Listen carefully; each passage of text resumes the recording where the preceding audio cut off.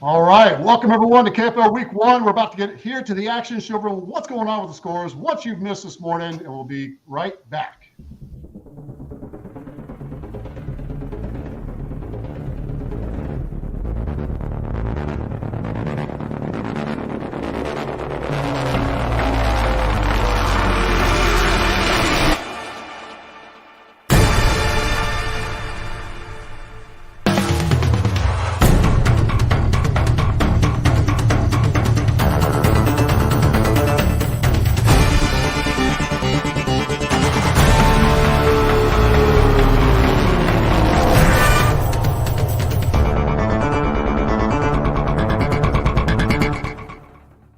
That I'm at an all-time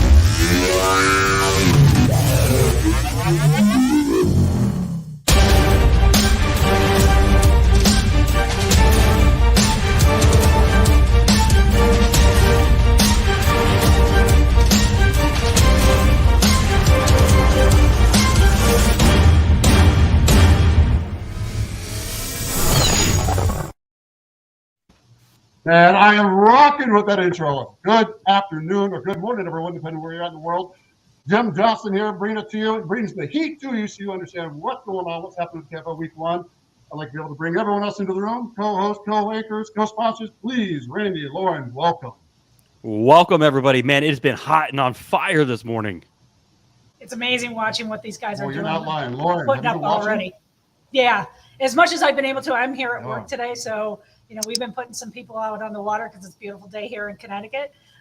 But I've been trying to pop on when I can, and I was up at 6 o'clock this morning, and by 6:30 there was already fish showing up on the board. I was like, yeah. It was like 6:04, 6:05 when the first one went up, right? Lauren, tell us about yourself, where you're coming from, because obviously you are coming from Three Bells, sponsoring. Three Bells, oh, sorry. Jim, I'm sorry. Totally missed you saying my name. No, it's all good. It's all good. It's all good. It's all good. I'm Lauren. Yeah. I'm Lauren. I'm the manager at Three Bells Outfitters here, located in Niantic, Connecticut. We are a full-service paddle shop specializing specifically in kayak fishing for both freshwater and saltwater. We do rentals. We do kids classes. We do, we do rigging in-house. We're full service. We carry 5 different major brands of kayaks and paddle boards, and we do it all. It's pretty outstanding from what I understand. When we talked this morning before we went live, you pushed some Boy Scouts out to go get their merit badge, right? Yeah, we did. We have a group of 14 Scouts and leaders out on the water this morning. They have to go for a 5-mile paddle. So we sent them out on the Niantic River out to go have it's a beautiful day. So they should have a nice time out there. Man, that's outstanding. I got to say, that's one thing that we all love is fishing conservation and, of course, being outdoors and enjoying everything that we have that's available to us. Thank you so much for what you do. Thank you for joining us. Thanks for having me. Absolutely. Thanks for having me. Absolutely. Well, we would have it any other way. So I'm going to go ahead and add Todd Patrick to the chat here as well. Todd, can you hear me? I guess not. That's all right. We're going to remove him because I don't think he's got himself muted. But hey, Randy, listen, I know you're pushing through this. I know you got a fever, brother. I don't mean to put your PB out there. I don't your personal business out there, but God bless you for hanging in there, pushing through it. This morning, the action that you've been seeing. Before we get to the scores and count everything down and show everyone what's happening, what do you think about what's going on so far? You've been watching the teams like I have, been in our own chats and our own presentations. Just like everybody else, I woke up this morning, went right on the computer, and then instantly started seeing fish light up on the board. And to watch the numbers that have just come in have been remarkable. And what we're going to do now is we're just going to get into these scores, and you guys can see the numbers are amazing right now. Just flat out amazing all across the country. Oh my God, they are. And as a matter of fact, let me go ahead and pop that up real quick so we can go ahead and push down the side here. You can see it on your screen because I clicked out of that tab, but we should be good. Let me do one more quick update on this. You can still see it though, right? Yes, sir. You're good. All right, outstanding. So as we go ahead and refresh, man almighty, I can't wait to see what's changed since the last time I took on there. So, all right, we start at the top. Granite State Sticks taking on the Rhode Island Rebels, 158 3/4 inches of the Rhode Island Rebels. Hey, they're making up some room. I knew before there was almost 100 inches that were separating the two, but now they're at 147, sitting in the number 2 slot behind them. Connecticut Renegades, hey, give it out, a little shout out to Three Bells Home, 129 1/4 to New York Empire, trailing at 29 3/4. What do you think about that one? Honestly, I didn't see that. Did you, Randy? I didn't see that either. I didn't see that either. I mean, it was to see them pulling those numbers. I mean, the home team is working it, but I mean, I did not see those numbers coming in that quick. I have to wonder if New York might be having some times. Yeah, I wonder if New York is might be having some hard time. I know they're up. They're not on Candlewood. They're on the lake next to Candlewood, which is still a big boat lake. So that is Connecticut's one of Connecticut's home lakes and stuff like that. So those guys know that well. It's some of the biggest lakes in our state. And so those get to be pretty heavy, and it's a beautiful day out today. So, I'm hoping to see that New York maybe they're just having technical difficulties trying to find cell service and uploading.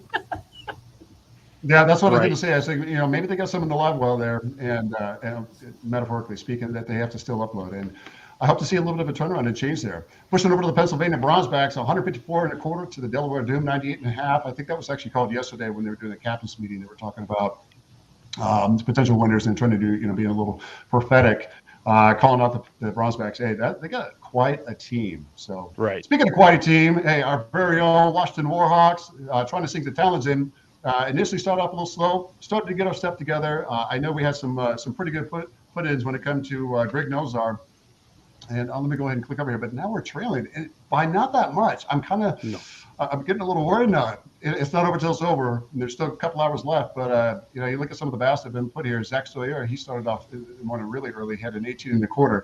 But look at the numbers. I mean, these are not small fish. It's not like it's by just volume.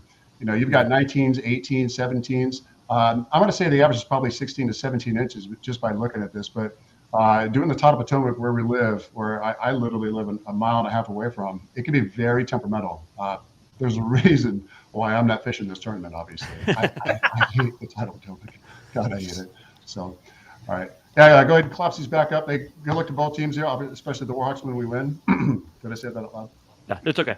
Over to Tennessee, Tennessee Shiners at 175 1/4 over the Indianapolis Knights, 114 3/4. Copperheads putting a bite and sting into this deep South Kraken. I was rooting for you. I really was. I love the Kraken. It's what I named my first kayak. I've said that repeatedly because I don't know. I just like Kraken Lake. You think about like this monstrosity, this powerhouse, which you guys absolutely are. Tell us a little bit about what's going on with them. Well, yeah, so the bite started off really, really slow for the Kraken. They finally started getting into the fish. Sean Spears was putting up the numbers, and then the other anglers were finally getting settled. And it took a little while to get those nerves, get those cameras ready, and get everything going. It's the first time they're in the season, first time they're experiencing it, but they're starting to catch their fish now and starting to get in. So they have a little bit of a delay. They started at 7 because of our gate access that it requires us to get into this facility. So we got a late start. So they got until 2 o'clock today. So it's still a long way to go. It is. There's really not that much difference when it comes to the spacing, but I can tell you 200 inches from Florida. I mean, what can you expect? Florida has got those big bass. Do you think there's going to be any trepidation when it comes to the teams looking ahead for any kind of matchups when it comes, or even rematchups when it comes to the Florida Copperheads because of the size of bass that are down there. No. I think there's a lot of anglers that have traveled from out of the country and come down to Florida too. So I think that there's a lot of opportunity for anglers to do well in Florida and catch some of those big old bass.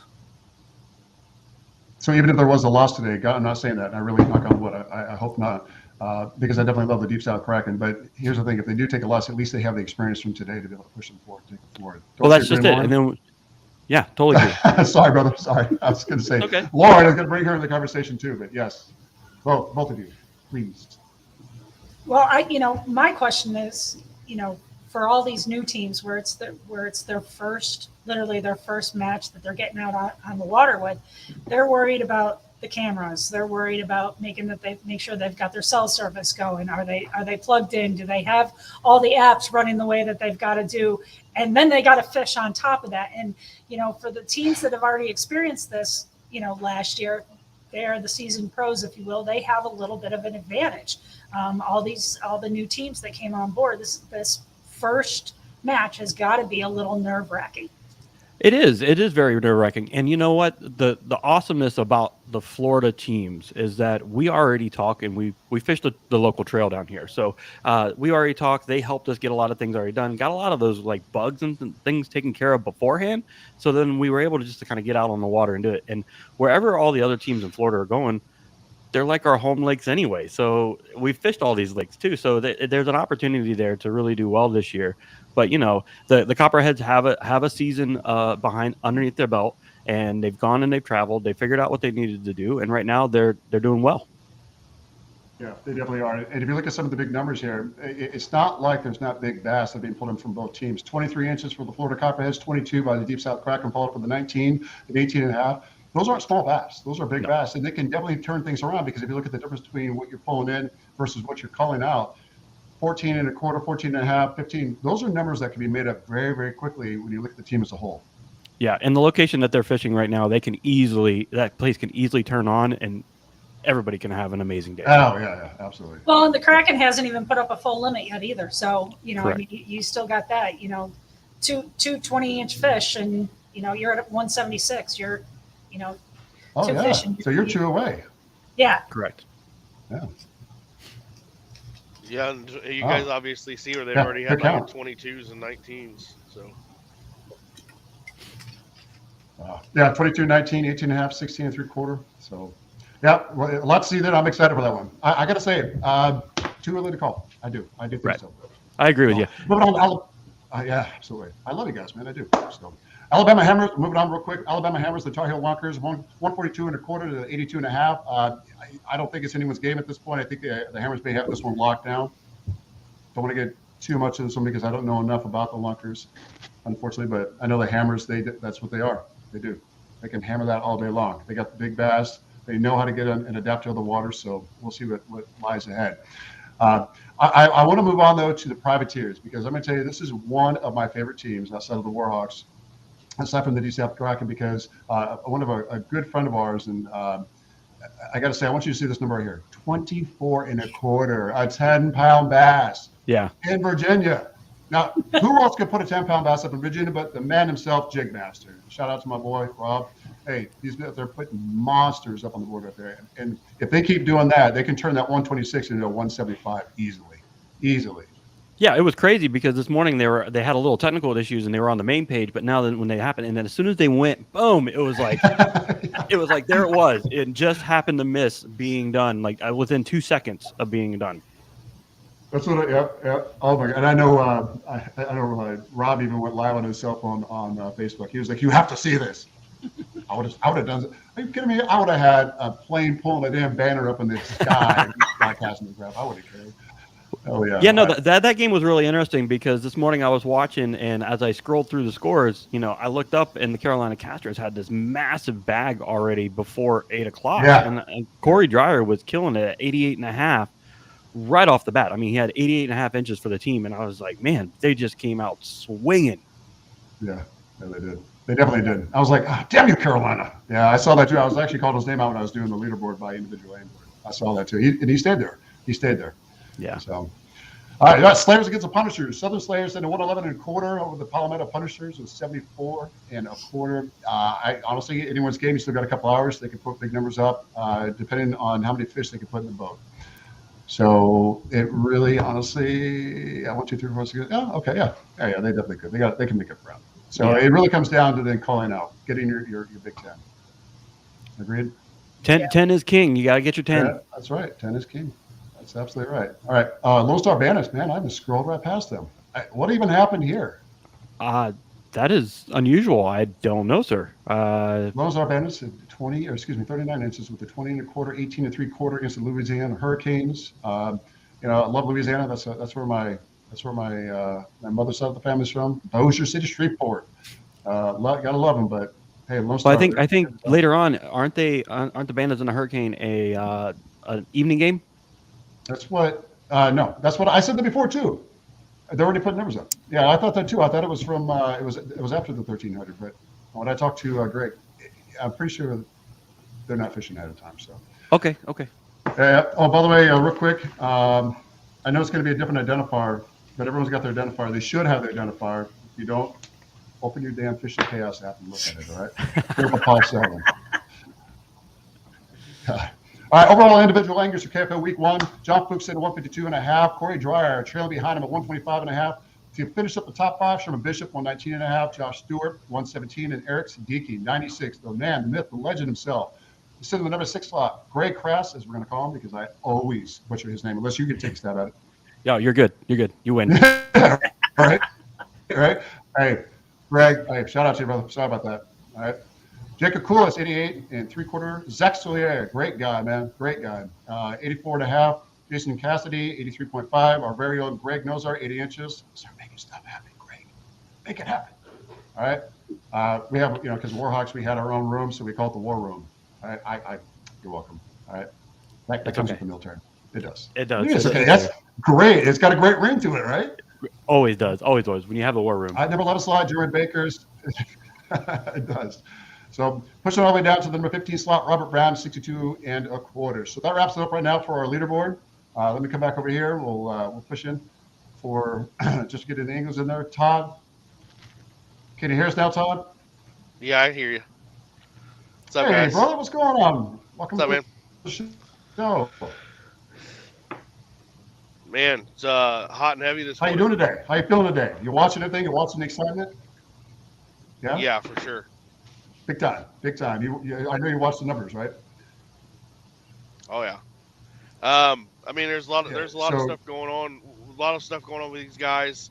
Some big bags being put up. Corey Dreyer's owning Carolina right now, carrying his team on his back. Yeah. What an amazing day he's had. Amazing start. Christine Fisher comes out for my team, Tennessee Shiners, and throws up a 22 to help solidify and get a big lead that we need over Indianapolis. Josh Stewart's had a solid day throughout, Eric Siddiqui. And then the kid out of Granite State that everybody had been talking about leading into the season goes out and throws up, a bunch of nice fish. And he's going to make a name for himself. I forget his name off the top of my head. I apologize. Jake Anglis. Jake Inglis. So watch out for him. But yeah, he man, is it's my been boy. fun to watch this morning. That I kid, appreciate the runs. Jake is a hammer. He is my pick for definitely one to watch. He fished the EKF last year. He came out screaming, and he walked away with Angler of the Year. And that kid, he'll go fish in 100-foot water, standing up in his boat in the middle of boat traffic. He does not care. He's crazy. Love him, but he's crazy. And God bless him for it too. Right. All right. Go ahead, take it over, Randy. Yeah, no, we just got them up over here on the side so that way you can say, yeah, Todd, I mean, the anglers are doing well right now. I mean, just the numbers that they put up, the breakdown that you just did, Christine did a great job. But man, right now with Corey Dreyer, it's just kind of, I'm not Corey Dreyer, but with you guys up there going against the Knights, it's actually pretty good. Oh yeah, I mean, like I said, Josh Stewart was the leader for us early on in the day. Was on good fish, good quality fish, and then Eric Siddiqui was kind of like right behind him. They were kind of intervening back and forth with 18s, 18 and a quarter, 17, 17 and 3/4. And when we were live, you kind of watched the Indianapolis Knights. They weren't getting much, and you watch their demeanor kind of go down, down, down. And when you can jump on a team early, it can kill Uncle Mo. It can kill, the it can kill your psyche. Going against a team like the Tennessee boys, I can Shiners that smell a have all the 20. big names, I and then can you got smell her. Josh Stewart nonstop talking about he could smell a 20 and all this stuff. I mean, he's been like that all day, and he's a character, and it's been really fun to watch. Yeah, just a little bit That's ago, what brings a Jody lot of Queen growth caught a in there, nice too. one. Sorry, go ahead. Go ahead. No. Yeah, just a little bit. Jody Queen just caught a nice one too. So I mean, they're working their sure way about this through. one. The Yeah, it's limbs, still a a little bunch bit of early in the game, but I bait mean, flickered the everywhere. Shiners are definitely coming out hitting strong. Yeah, and then for Indianapolis, Jason Cassidy, kind of put the team on his back and said, "I got you guys," and threw up a 20 and a half and has 83 and a quarter inches of his own today. And then we don't know what Mike Elsie's got, and that could be the X factor in this. So guys understand that we have all these scores, but we don't know what Mike Elsie has today. Mike Elsie could be out there fishing in the middle of nowhere and have a 95-inch bag, and this game could be mere inches. Wow. That's actually a really good point. Yeah. It will come down to the water in that, especially if you have those fun few fish that are able to be out there today. Hey, just real quick, are you guys staying hydrated out there? You got enough fuel for you? You see where I'm going with this, right? Hey, a special shout out to Three Bells, our sponsor, and also to Rip It Energy, real energy for real people. Outdoorsmen, we perform in all conditions: heat, rain, snow, shine, and wind. We all need to keep energy to keep us on the water. Rip It Energy, the official energy drink of the KFL. Find Rip It in any dollar store throughout the U.S. and order online at ripetenergy.com. Proud supporters of the U.S. military first responders. Woo! Right. Had to get that in real quick, Hey, give a shout out to our sponsors that will keep us going, that allow us to keep here on the show. So real quick, I want to go back over. So we have some of the other games that we can go and cut over to. I think I want to go to the Grand State Six because we got some of the comments too. Black Grid, hey, shout back out to you, brother. Jig Master for his 10-pound bass, and Dave Hart. Not a BA fish. That was good in the Sharon Harris, North Carolina pig. Yeah, mea culpa. That's on me. I think I jumped the gun when I was thinking about Virginia, but if we had 10-pounders in Virginia, I guarantee you Jig Master would be the one who could catch them, which I know we do. So, be the man. All right, we're working. I'm getting the sticks up here Grand right State now. Sticks. Nope, actually, I got them here if you want, Bubba. Oh, we're all good. I got it right now. Boom, done. As soon as I hit the right button. Yeah, Here we go. Randy, you're Here we a great team. Oh wow, Greg Kress is in the good stuff. Yeah, look at that. Punch City. There's Jacob in the top right corner. See, Kevin, take us around here. So we got Lance Smith. I want to know how to say Kress's last name. I keep butchering it, and I hate that. Jake is shining like a damn emerald. He's got some green on. Are we? Can we bring him up on audio so we can ask him a couple questions and see how they're doing? We got. Yeah, just gotta send him a message. Send him a message, and we'll bring him in. You got Kevin Dowie down on the right-hand side. Jake's up in the upper right-hand side. Yeah, it looks like a sunny day out there. The fish are probably positioned under some cover, so Greg Kress has got the right idea there. Probably fishing for fish under them pads. So looks like Rhode Island's trying to make a move here. I know, right? That just looks froggy beyond all belief right there. It does, doesn't it? It makes you just want to go over there and start punching. Well, they're so thick, it feels like you can walk across them. Yeah. But guys, I know from last year, Greg Kress is one of those guys that can turn it on in a matter of moments and rip out a 20-incher out of there, and all of a sudden Rhode Island, is right where they need to. Right where they need to be. I'm looking at my cheat sheets real quick here.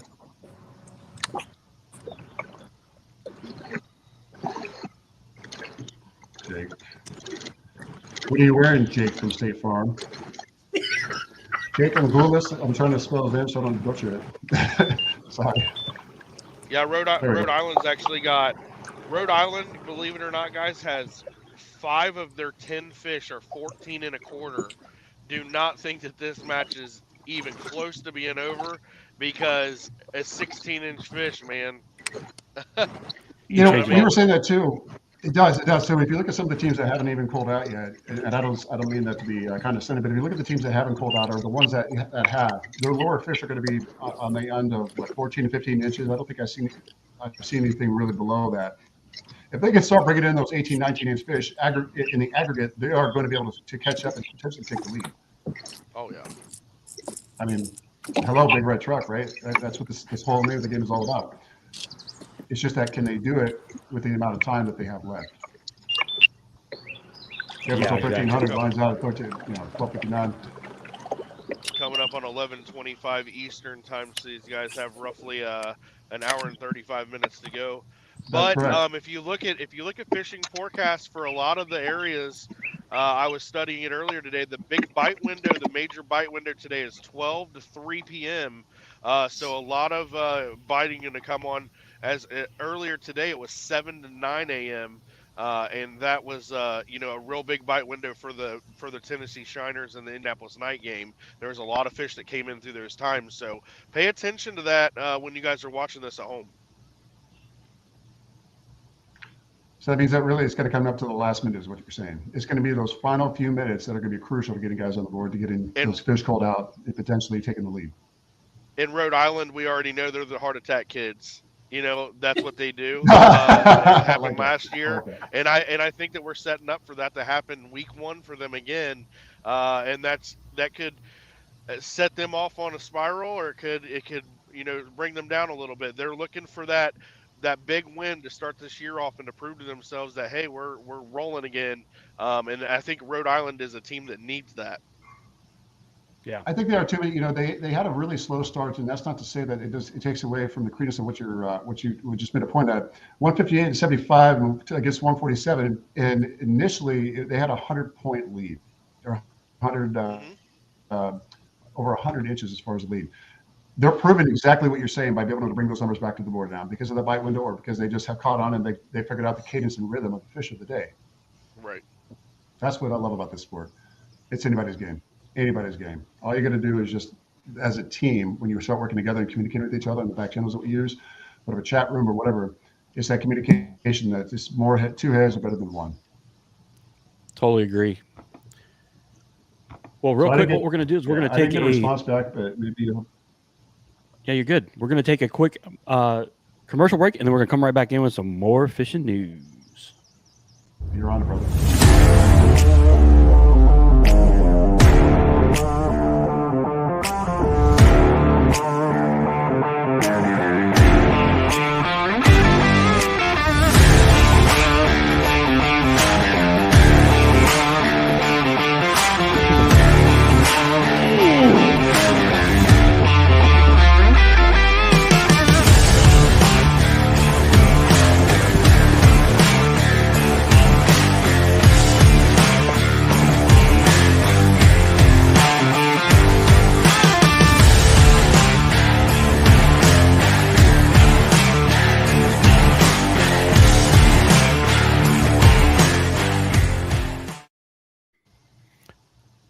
Love that video. Those videos are awesome. I do too.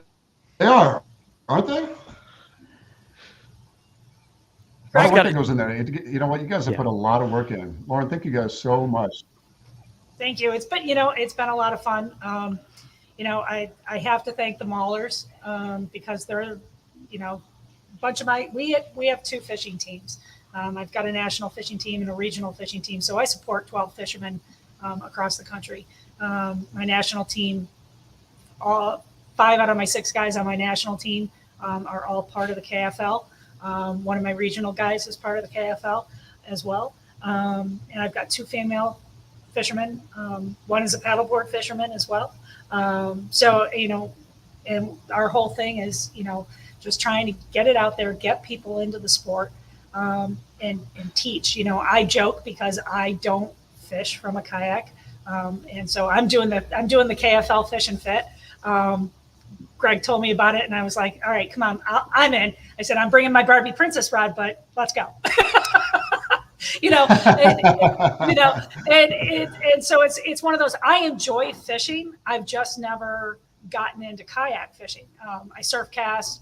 I'll big boat fish. When we had little Johnny boats, I used to take my kids out when they were little, and we go fishing. That way, lots of snapper, blues, and stripers and that kind of stuff. I enjoy doing that kind of stuff. Freshwaters. Growing up, my grandfather was the one who taught me how to bass fish when I was younger. But that was always, worms and, Barbie pole fishing rods. And, that was kind of the way that I kind of grew up fishing. So my oldest son enjoys fishing. He's got a couple of kayaks. He's like, come on, Mom, let's go. So I'm like, all right. So, I'll get out there. But, one of the guys that's on my fishing team is Sean Dominic. You guys will know him as Sean the Fisherman. He's part of Jigs and Bigs that they are now doing the post podcast, the recap every week. And, I've learned a lot listening to being part of that podcast as far as we help sponsor that. And being part of that, I've learned a lot, but when it comes to, what kind of baits and lures and this and that, and I'm like, whatever, just put something on the end of my rod and let me go. And I think that's the hardest part. Right. For somebody who's not in this world, I've learned so much over the last couple of years, but it was the maulers who, my guys winning last year that, I watched the championship, watched what they did. And I said, we got to go here. This is where fishing is going to go. And I want to be a part of that. So I got in touch with Greg, and, here we are. So it's been a great ride. I can't wait. I'm so excited that the season's finally kicking off. I went up to New Hampshire in February, and we tried to do an ice fishing event, which was a ton of fun. We look forward to putting that one on again next year. But, trying to deal with wind and signal and all that kind of stuff, it just kind of didn't all come together the way we wanted it to, but it was a lesson learned. And going forward, we'll figure it out. And, it'll be fun to do some of this off season stuff too, to kind of help keep people involved. And, I guess part of the thing that I want to bring is being part of, the broadcast and stuff like that, is taking somebody who is new to this or is just watching this streaming for the first time going, what the heck am I watching? Being able to give a different perspective, because I'm not a seasoned fisher person. And to be able to say, okay, explain that to me, explain that to everybody else who's out there too, so we can grow our audience and get more people involved. Exactly. Right. Yeah, I'm screening over here on the other side. Go ahead. No, I was gonna say, I think everyone's grandfather or father, when they taught them how to bass fish as a kid, it was always on a worm, a hook and worm with a bobber. That's how I learned, right? And then when you grow up and you start to really truly, you guys, that is not at. My dad was wrong on so many levels. To this day, he'll argue with me until he's blue in the face. Worms are the way to go. You're right. Cinco, not real. We don't work that way, Dad. We don't work that way, right? And then secondly, I saw your broadcast back in February. I was actually on the water, which kind of, I want to say, you can always tell a true angler, right? One that's real seasoned, because they get on the water in the middle of a damn winter. And we do here year round. It gets so. But I remember watching that episode, because you guys were standing on the ice, if I remember correctly, and you were talking about the different baits, right? There was a gentleman standing next to you, if I recall correctly. Yeah. So I had you live with Greg and all them. And so I was watching from the water that day. Didn't catch anything. Yeah. Well, we were on the water too. Ours just happened to be hard. Yes. By about 18 inches. But that was yeah, right. I think you said that. They got to get to the ice. We were on 18 inches of ice. I actually, the truck that I had, I actually drove my truck right out on the ice, and I was like, okay, this is a little scary. Especially because as the day wore on, it got warmer up there, and it got up to almost 50 degrees. And I'm like, I had a snowmobile. Tammy Sanchez from the Sticks, she was wonderful. She brought a snowmobile for me to be able to get around on the ice from place to place. And I was I was on the snowmobile, and it was just like, okay, now I'm water skiing on a snowmobile. This one's new for me. All right. And I grew up on a snowmobile, so I mean, I'm originally from upstate New York, so I'm used to lots of snow, and snowmobiled a lot as a kid, and so it was fun to be able to get back out there. But I was like, water skiing Get a on little sludgy, ice. yeah. Haven't done this one before. Lauren doing extreme sports now. See, Yeah. you never thought I'd take you places, did you? So Hey, Randy, I cut you off before. No, you're good. Actually, you know what? We're going to run through the scores real quick because we have Yeah. a couple of changes that's kind of transpired since we've already I started. don't want to look. I don't want to look. Do I dare look? I don't want to look. Got it. I'm gonna bring it up here. We're gonna have it, and it's actually it's exciting stuff here. So starting off at the beginning, we have the Granite State Sticks and the Rhode Island Rebels, 158 and 3/4 and 147. So Granite State is still holding on to a lead currently at the moment. The New York Empire is still sitting behind the Connecticut Renegades at 129 and 1/4 inches to 29 and 3/4. I am actually really, really surprised with that one. The Pennsylvania Bronzebacks versus the Doom. They have stretched their lead to 154 and 1/4. Let's open this one up quick and see what we got here. So we have a 17, 16 1/4, 16. So they're on both teams. They have a lot of work to do and can still call out these smaller fish. So that is, absolutely can. Yeah, they're still working, but the Bronzeback are kicking that door wide open. All right, the Motor City Ambassadors is at 169 and 1/4 to the Washington Warhawks at 166 and 1/4. 3 inches. That is That's a tight race. wow. Yeah. That's a cell phone win. Come on, guys, let's get it. Let's go. That is the 3 inches. I think they said is going to win it. So that's 3 inches only is going to win it last night when they were doing the predictions. Yeah, so. they were talking crap. Yeah, I know. Yes. I know. So right now, currently, if we were done right now, they would have you by 3. But next up is the Indianapolis Knights and the Tennessee Shiners with 177. The Shiners are knocking the door wide open again against the Indianapolis Codes at 114. Indianapolis Knights, at 114.75. The Deep South Kraken versus the Florida Copperheads. The Copperheads have 198 inches to the Kraken's 136.25. The Alabama Hammers and the Tar Heel Lunkers at 161 3/4, 82.5 inches for the Tar Heel Lunkers. So still time to go. The Lunkers can still do some work there. The Privateers versus the Casters, 175 to 126. So the Privateers are moving up a little bit, getting up in there. And typically you're going to see these numbers change a little bit whenever we go lines out. You're definitely going to see some of these numbers change, even if they don't change up until that last minute. It's only because people are still going to be submitting stuff. I mean, right now it's go time, and they know that they're on the water. They've got to push. It's that last part of the tournament where they know they can make or break the difference with a few fish that they can go in. Correct. And I mean, you guys have already heard Mike Elsie's having problems with his cell signal. So, I mean, he's got a bag probably. Nobody knows what he's got. So we're just kind of waiting to see what he has. So that's kind of the norm throughout everything that we do with the KFL is that the signal is always a factor. The Slayers versus the Punishers at 111 and 1/4 to 74 and 1/4. So that's still fairly early and tight. And then let's go down here to the overall. Actually, sorry, the Lone Star Bandits is at 56.5 there. Yeah, I scrolled past them the first time too. Yeah. I totally did it. I even purposely watched not to do it. Overall scores: John Fox is sitting at 152.5. Corey Dreyer is at 142 and 1/4. Sherman Bishop is in there at 119.5. Josh Stewart 117. Eric Siddiqui 96. Jeremy Baker 94 and 1/4. Greg K 88 and 3/4. I cheated. Good say, Cross. Greg Cross. Yep. Then Jake is at 88 and 3/4 also. Zach 84.5. Jason Cassidy is at 83.5. Mr. Nosar is at 80 inches, sitting in 11th place. Francis is at 77.5. Sean Spears down at the Kraken is at 72.5. Douglas Rash is at 68 and 1/4. And then rounding out the top 15 is Tim Perkins at 66.5. So there's still a lot of fishing to go. Yeah. Yeah, you look at the top and the lower that we just gave, the top number versus the 15 slot. It does show you the complete makeup of everything across the board. So I got to say, I'm going to have to keep holding strong for the Warhawks. 3 inches is nothing. Greg can put up, and he does it in the last second too.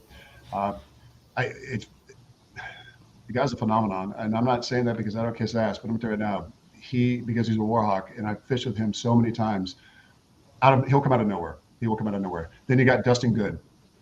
Over 34 different wins in the top 5, 3-time AOY winner, right?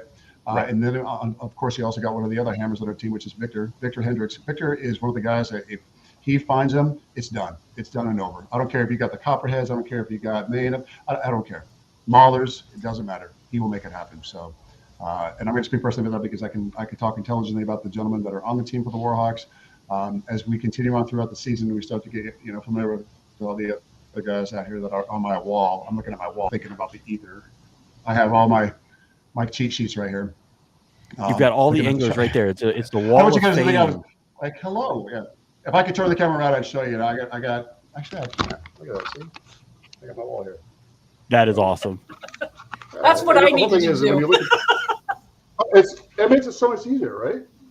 Yeah. Maybe an alpha 11. So anyway, well, that's just to give you an idea, Jim, of just how close it is between Motor City and Washington, right?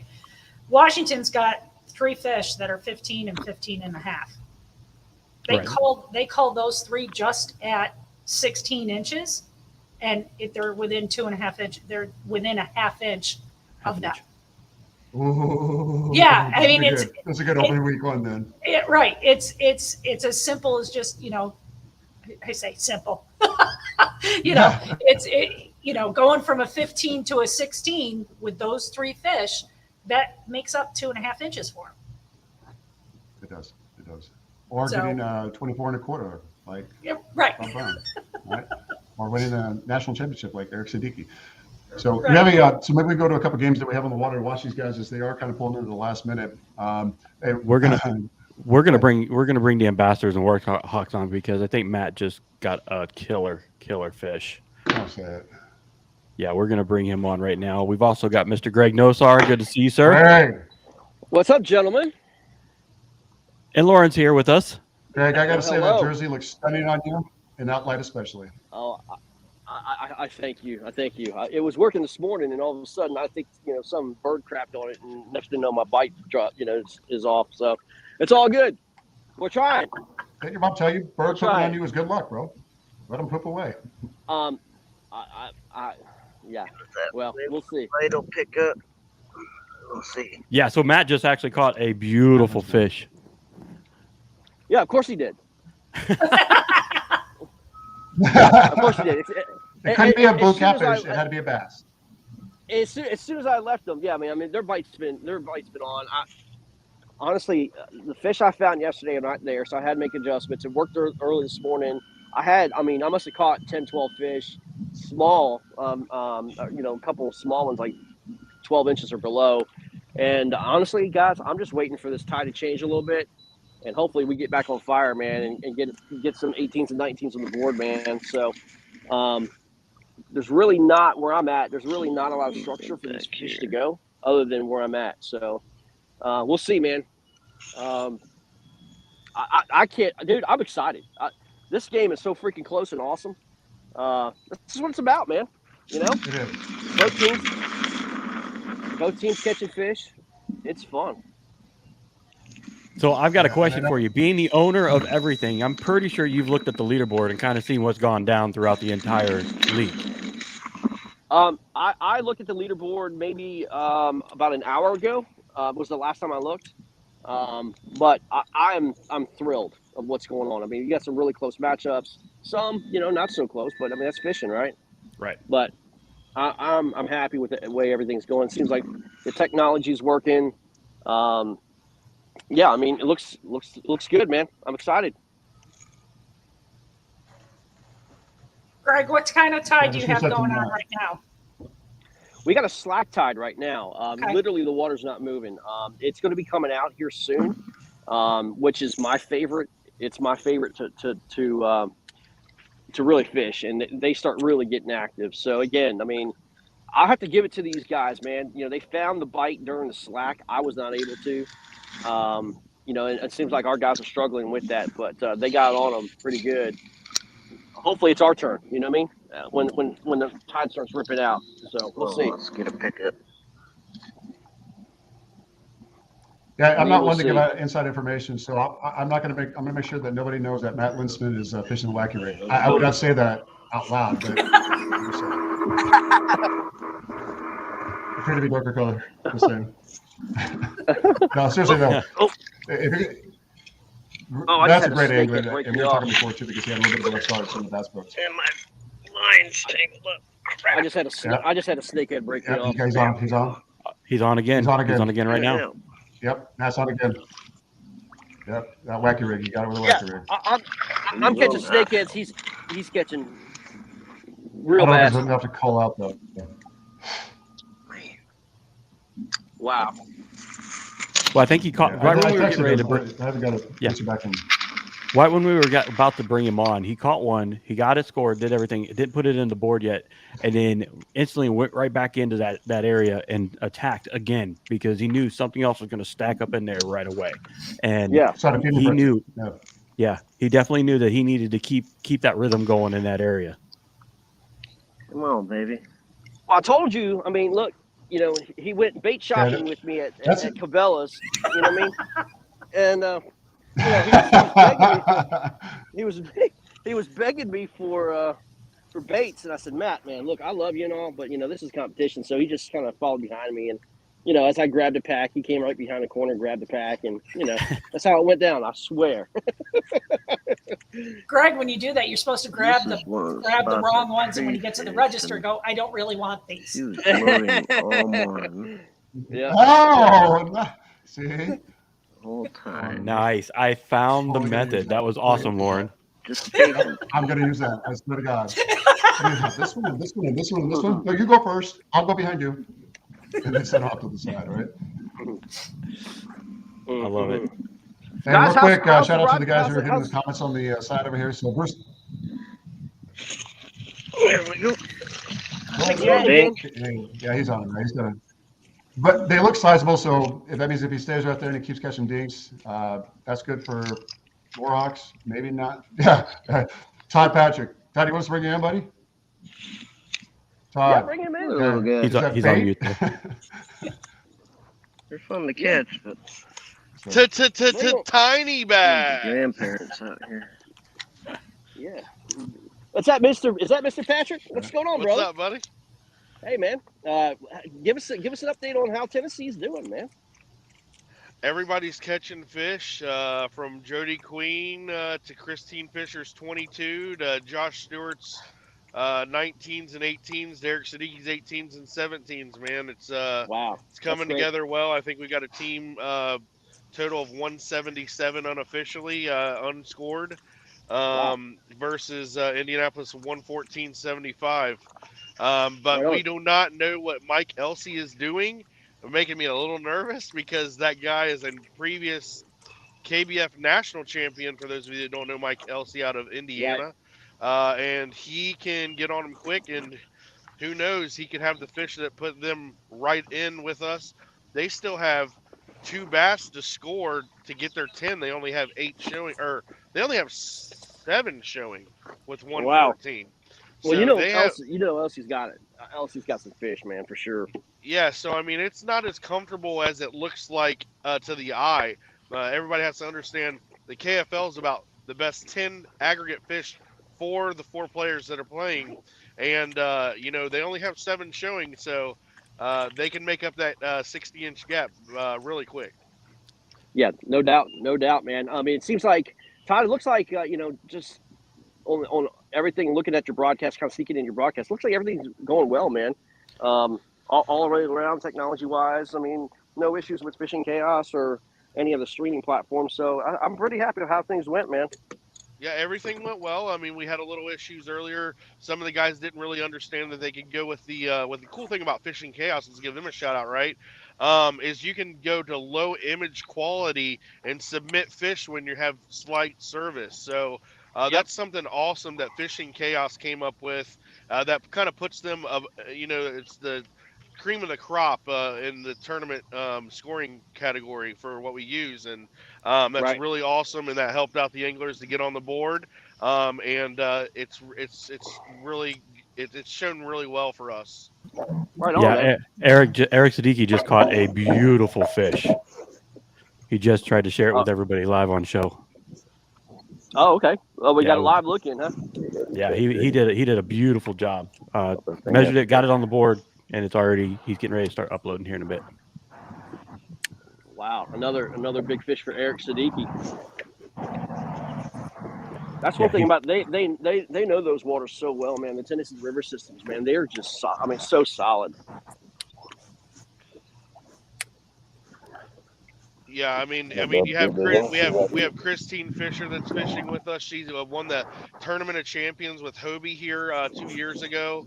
Won $35,000 out there, so she knows what's going on. And Eric Siddiqui, Josh Stewart, these guys, their names speak for themselves, and they're top-notch anglers. They know what they're doing everywhere they go, and when they can feed off this team format and help each other, it makes them even that much more dangerous. And it's been really fun to watch.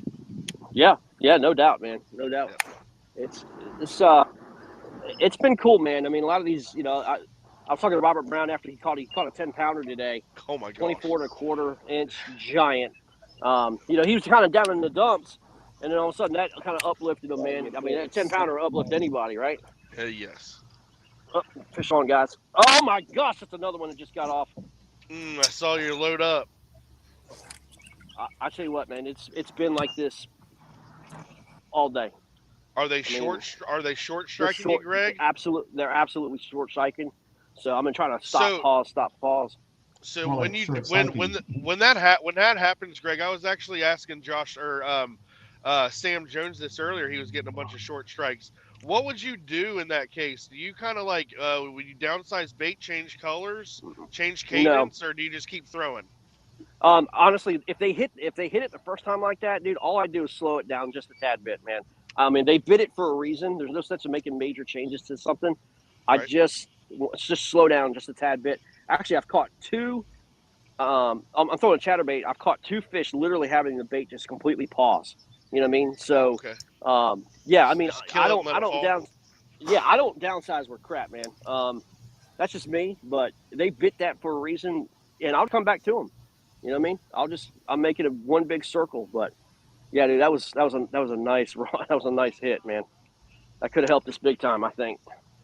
If I can get this on screen, I've got to share this fish that Barry Davis just caught. This thing is disgusting, in a good way. Barry Davis is known for big ones. Yep. Oh, Eric Siddiqui's on with a big one live.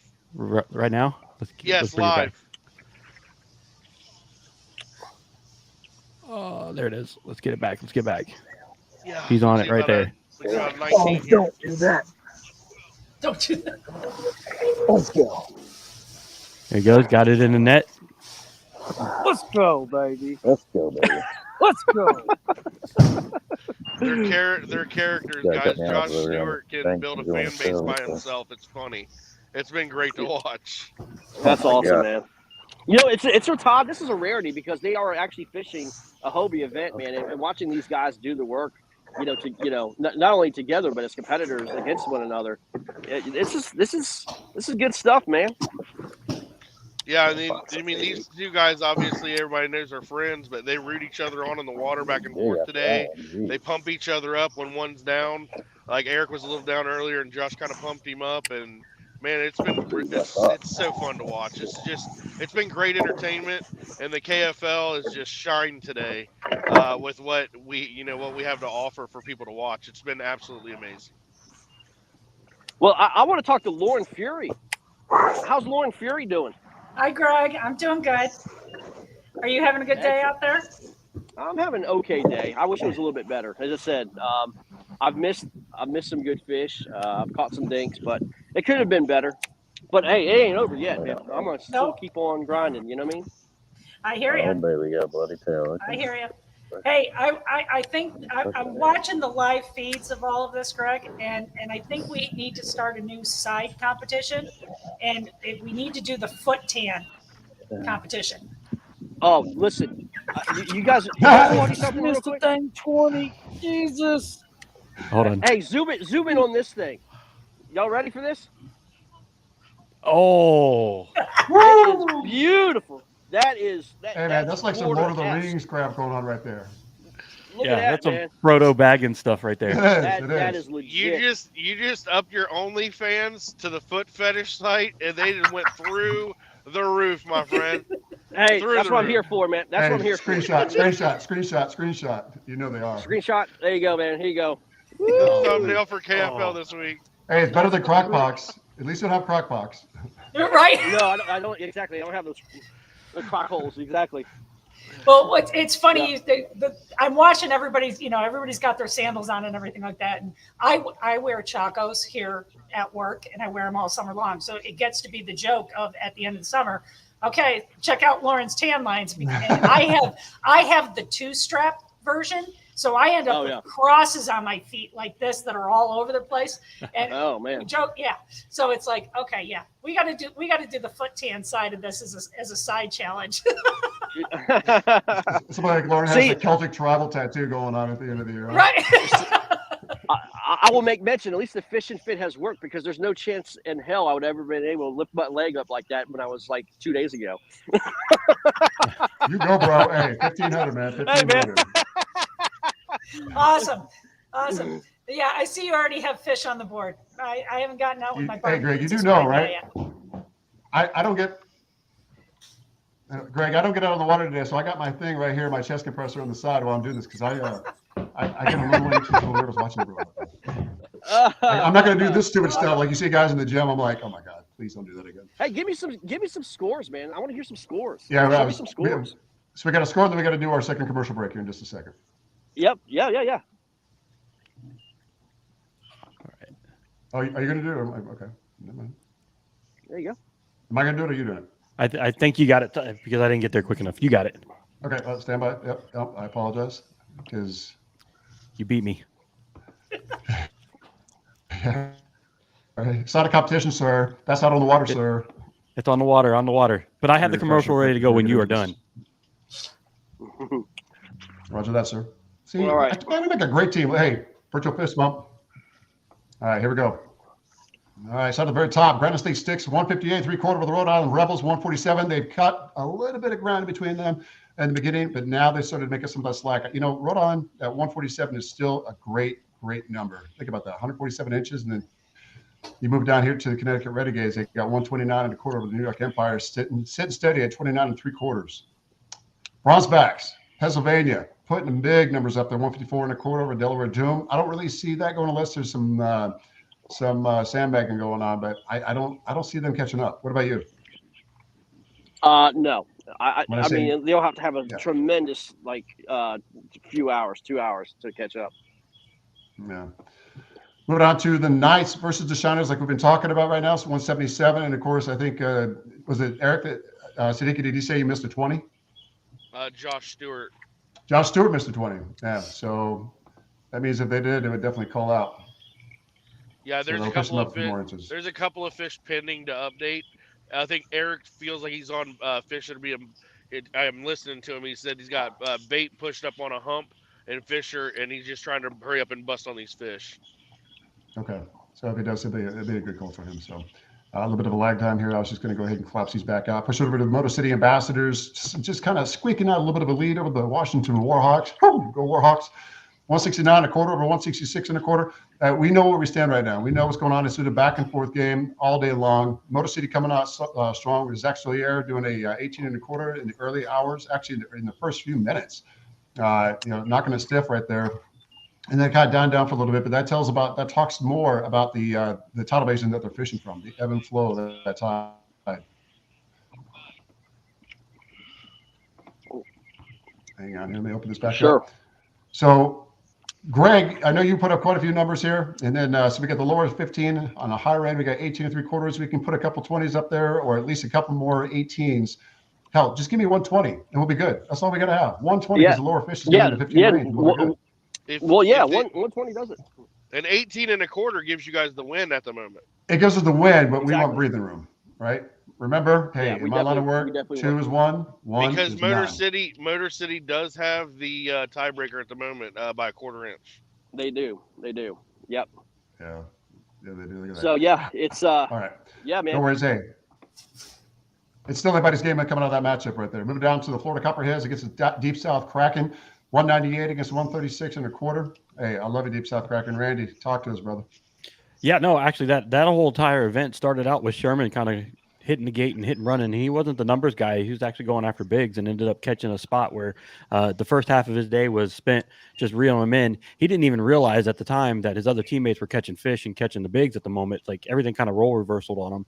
And when they finally got a chance to regroup and get on as a team, then after that, they changed up their complete tactic after they caught their 10 and kept on rolling, and now they're doing well. And the Kraken are still working their way through. They're doing, it's new, it's fresh, it's something different, and they're working their way through, and they're catching fish one at a time. But they definitely need to start getting rid of some of those lower numbers and bringing in the bigs. Right on. Yeah, because we only got about an hour left. Actually, we have 1 hour on the dot left. And if we talk about trying to color in some of these fish right here, I mean, they're going to have to, if you look in comparison, they're going to have some pretty big numbers, even though they got a 22 against a 23, which really is not, it's negligible when you talk about the grand scheme of things, is everything in the aggregate. Look at the other numbers here, 14 and a quarter, like you're saying, 14 and a half, 15. If they can knock down these lower 5, 6 fish, at least change them up. They can at least close that lead to where it's Fish on. They can Fish close on. it substantially. Oh, he's got one my right gosh. there. All right, and go back over here. I just dumped it. Oh, but no, like you said, we definitely have. They have the Right, opportunity. I love They have till 2. They have till 2 o'clock, so they've got a little bit of extra time than everybody else because of our gate situation. So they're on until 2. Oh, that's right. That's right. Mea culpa. All right. Yeah, it's all Moving over good. to Alabama Hammers. Close these out quick so I don't have to worry about drawing attention to them. Gosh, All right. Alabama Hammers, man. 160. I know. I feel the pain too from here. I'm not even looking at the screen. I'm looking at the scores here. So. Well, good news is I think it was only like a 15 3/4 or so, but it wasn't going to make a huge dent, but it was going to make a dent. But it still brings the morale up too, So, Yeah. I mean, let's not kid ourselves. Alabama Hammers 161 3/4 against Tar Heel Lunkers 82 and a half. I don't see much happening right there as far as the last hour. Wait a minute. Did you say Alabama Hammers is beating Tar Heel Tar Heel? Lunkers. Yes, Yes, They're sir. winning by almost 80 inches. Yeah. Oh my Yeah. gosh. it's almost double. Yeah, it is. So Wow. they haven't called out all their fish. They got 19 and a half as the big bass in their group, and lower bass is on 15 inches. Man, Alabama Hammers 20. it's the day of the visiting teams. The visiting teams are doing well. Yeah, they are. Pushing down here, Carolina Castors 177 and a half to the Norfolk Privateers at 126. Lots still that can happen right there, but because you got some absolute hammers on that team. I still can't get over this. I cannot get over a 24-inch and a quarter bass. I mean, who cares if the extra quarter? Come on, 24-inch bass. That's a 2-foot bass. How big is a catch board? 26 inches? Yes. Yeah, mean, that come was on. his PB, by the way. That's his PB. Yeah, all time. Yep. Yeah, because when he was in NC, I think he caught a 10-pounder down there, right? Yep. Yeah. But So- yeah, he broke his length PB. Like 3 16 and Yeah, a it's like quarter we- inch yeah. fish, if I'm not mistaken, gets Norfolk Privateers like right there. And they only have 7 fish showing. But guys, don't remember, this was the Corey Dreyer show all morning. And this guy, in my opinion, not persuading any votes, is MVP of the week so far with what Corey Dreyer has done. That's been absolutely I amazing. agree. I agree. Because of what he held on morning, Yeah, I was right? looking at that. Yeah, because of what he held all morning, right? I mean, you saw that. Yeah. He was atop the leaderboard the entire morning. Yeah. Yeah. Moving over to the Palmetto Punishers, 142 against the Southern Slayers, 111 and a quarter. Lone Star Bandits at 56 and a half. Pull down here real Does quick. Southern Oh, Slayers Hurricane's on the have- board. Southern Slayers doesn't have 10 fish either, do they? I mean, they're right there. Hey, I'm sorry about that. I I wasn't think sure. so. All right, guys, Back hold up on real one quick. second. I'll be right back. Yeah, so 7. Yeah, they got 7, right? And the Punishers, 2, 4, 6, 8. Who do we appreciate? Yeah. So Southern Slayers definitely could they could do a little bit more. Oh, Yeah, Southern that's Slayers are right. They're prime for a couple of catches. Right, so they're lower fish on the They end. got- They got 14, 3/4. Yeah, they are. They And not They only, just have- I mean, they could overtake and they definitely win this tournament. Yeah. Don't you agree? So you got Dwayne Dwyer, Brad Exum, Daniel Higgins, Matt Voigt, excuse me. I mean, these are this last hour, this last part of the tournament is definitely going to make a lot of hearts break if they keep. Yeah, they're one like 17-inch plus fish away. That's correct. So they do. So overall angles on the leaderboard right now: John Fox 152.5 inches. Woo, man. Corey Dreyer 142 1/4, followed up the number 3 slot. Sherman Bishop 119.5. Josh Stewart taking number 4. Eric Sadiki the number 5 slot with 96 inches. Jeremy Baker 94 1/4. Francis Matt. I don't want to butcher your last name, Francis. I apologize. I'll buy you a beer later. Matalowicz. Is it Matalowicz. Francis Matalowicz, 93 inches. Greg Crass, 88 3/4. Jacob Kulas, 88 3/4. So they're both sitting there tied up. Jack Zillier, 84.5. Great guy. Spoke to him recently. And this weekend when they arrived, so he had a pretty good battle plan. It seems like it was holding on. All right. Jason Cassidy, 83.5. Our very own Greg Nozar. He can bump the number up to 80. He can knock himself up into the top 10. Sean Spears, 72.5. Douglas Rash, 68 1/4. And to top out the top 15, Barry Davis sitting with 67 3/4. So that's correct. Did we ever get to Barry Davis's catch that you were trying to do earlier, Randy? No, he actually already got back in. But we're gonna take a commercial break and then we'll roll on into the next one. Please. Hey guys, Tyler here with the New York Empire. Just out getting my Feel Free kayak ready for the upcoming 2022 KFL season with a little help from Three Bells Outfitters. From my Yak Attack gear to the catchboard accessories to the Dakota lithium batteries that power my bow mount and electronics, all of it comes from Three Bells. From bow to stern, they got you covered. Nice. I love Ty. Bow to stern. Yeah, it's so innocent. Like, Ty's not fishing today. He's got his own event. He's got his own event up on Lake Oneida today, so he's not fishing in the KFL portion of this today.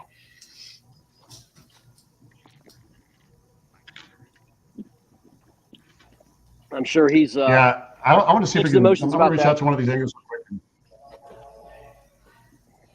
Mixed emotions about that for sure.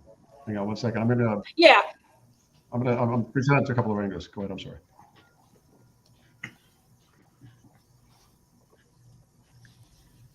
Yeah, no, I just did the same. I just reached out to a couple. I was trying to bring it in. Yeah, we got a couple.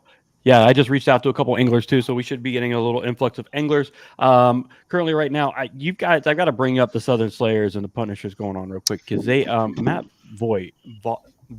It's Vogt, by the way, not Voigt. Vaught. Yep. Matt Vogt has he's got the rig set up, man. This thing is he's fishing off of his native, all on the front nose. Probably not. Let me bring this up in the full screen. He's built himself a platform and just totally standing over there on the bottom right-hand side. He's been on that platform all morning long. Pitching docks, doing his thing. That's awesome. Yeah, shows how versatile these kayaks are and the different things that you can do with them, Lauren. I mean, you deal at Three Bells Outfitters with all different types of yaks, and to be able to go out there and do that, on all these different boats, that's awesome way to rig things up. It's creative, and it's pretty awesome. I will tell you, as of late, we have seen a lot of different stuff that people want. And some of the stuff that these guys come up with, Ted, who's my rigger, he has done some really crazy things in the last month and a half, especially now that people are doing the pan optics with the forward facing and how that stuff has to be rigged up just because it's so heavy. We're creating special mounts and using a lot of starboard these days. Hey, real quick, Randy, can you mute so we can hear Lauren? Can you mute on your side?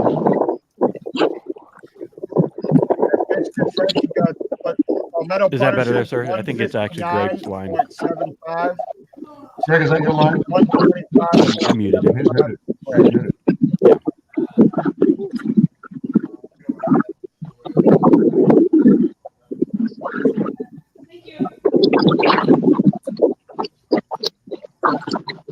think that's down in Lauren's shop there. No, Wow. I'm wondering That's if coming from it's him. Matt. It's Matt. Yeah, it's definitely him. I got no friends, dog. Let's do something real quick. There we go. Is that better? There you go. I hit the wrong thing. There you Forgive go. me, everybody. We're still Yeah, learning yeah, this thing out. No, it's all good. It's all good. It's all good, brother. It's all good. But I mean, you just So, look at the. but it's let's funny get- because let's go back to there's granted. joy in- Yeah. Go ahead. Let's go back to this for granted. Like, look at this setup. Matt is a bass boat fisherman. He fishes a lot of bass boats, and he set up his kayak to look exactly almost close to his bass boat as possible. And now he's fishing to his strengths, and he's using his kayak to his benefit and making a mini bass boat.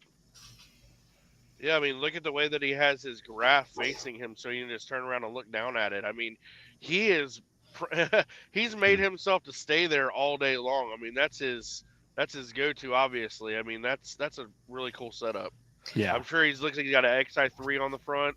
I was just going to say, similar. Yeah. yeah. I mean, that's the beauty of having, It is. It's an exactly. the motor guides and that kind of stuff with the remote controls. I mean, these guys are just going dink, dink, dink. I mean, you hear them beeping all over the place. It's kind of funny, but the first time you're out on the water, Simon, I can't remember Simon's last name. We were up at Mezzalonsky a couple of years ago, and all of a sudden Simon got, pulled up to the dock, got out of his boat. Next thing I know, the boat's just kind of going away. And I'm like, okay, I didn't realize that it had the motor guide on the front of it, that it was remote controlled, and Simon just got out of the boat and wheeled his boat all the way around to the other side where he could pick it up. And I was like, oh, all right, that's cool. Yeah. Better hope those batteries don't go down at the last second. Right. And it was so funny because, I mean, you watch what these guys are doing. I mean, some of these guys have, 2 motors on their boats. You look at Jake Anglis's setup, and he's in a new canoe. He's got a bow mounted motor. He's got a motor on the back. He's got his 2 fish finders. He's got a live scope, and his other fish finders, mounted across the middle of his boat. All of his rod holders and everything. And I joke with these guys, and I'm like, guys, are you actually out there fishing, or are you just out there playing video games all day and pretending that you're fishing? It's the latter. It's no doubt the latter.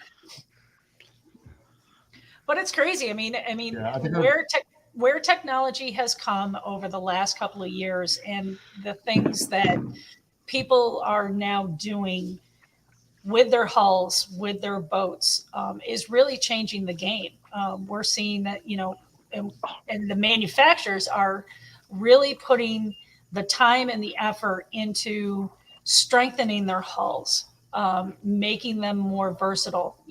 Jackson just came out with their Tri-Track, which on their boats is amazing. I mean, what it has allowed some of our anglers to do as far as mounting just the heavier fish finders. Now they have a side angle mount that they can put stuff in, just to help make things more secure. I mean, we watch, when these guys start getting into the 12-inch screens and stuff like that, you're putting them on the little Yak Attack mounts, and we just watch them go like this. It's like, yikes, you don't want to see a $2,000 fish finder go over the edge because it doesn't have the security. So everybody is upping their game all across the industry in order to be able to support what's happening.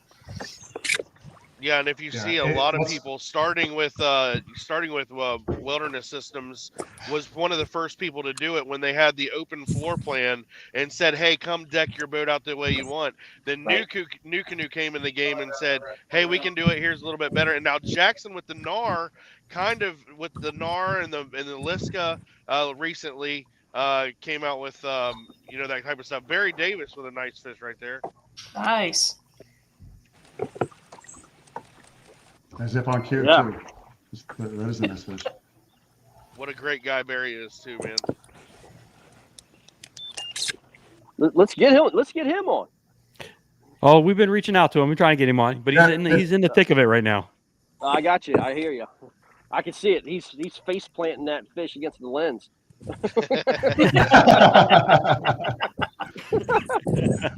Would You you? see this? You see this 14-incher? That's really, it looks like an 18-incher. Oh wow. Oh, I'm playing. I would take that all day long right now. Trust me.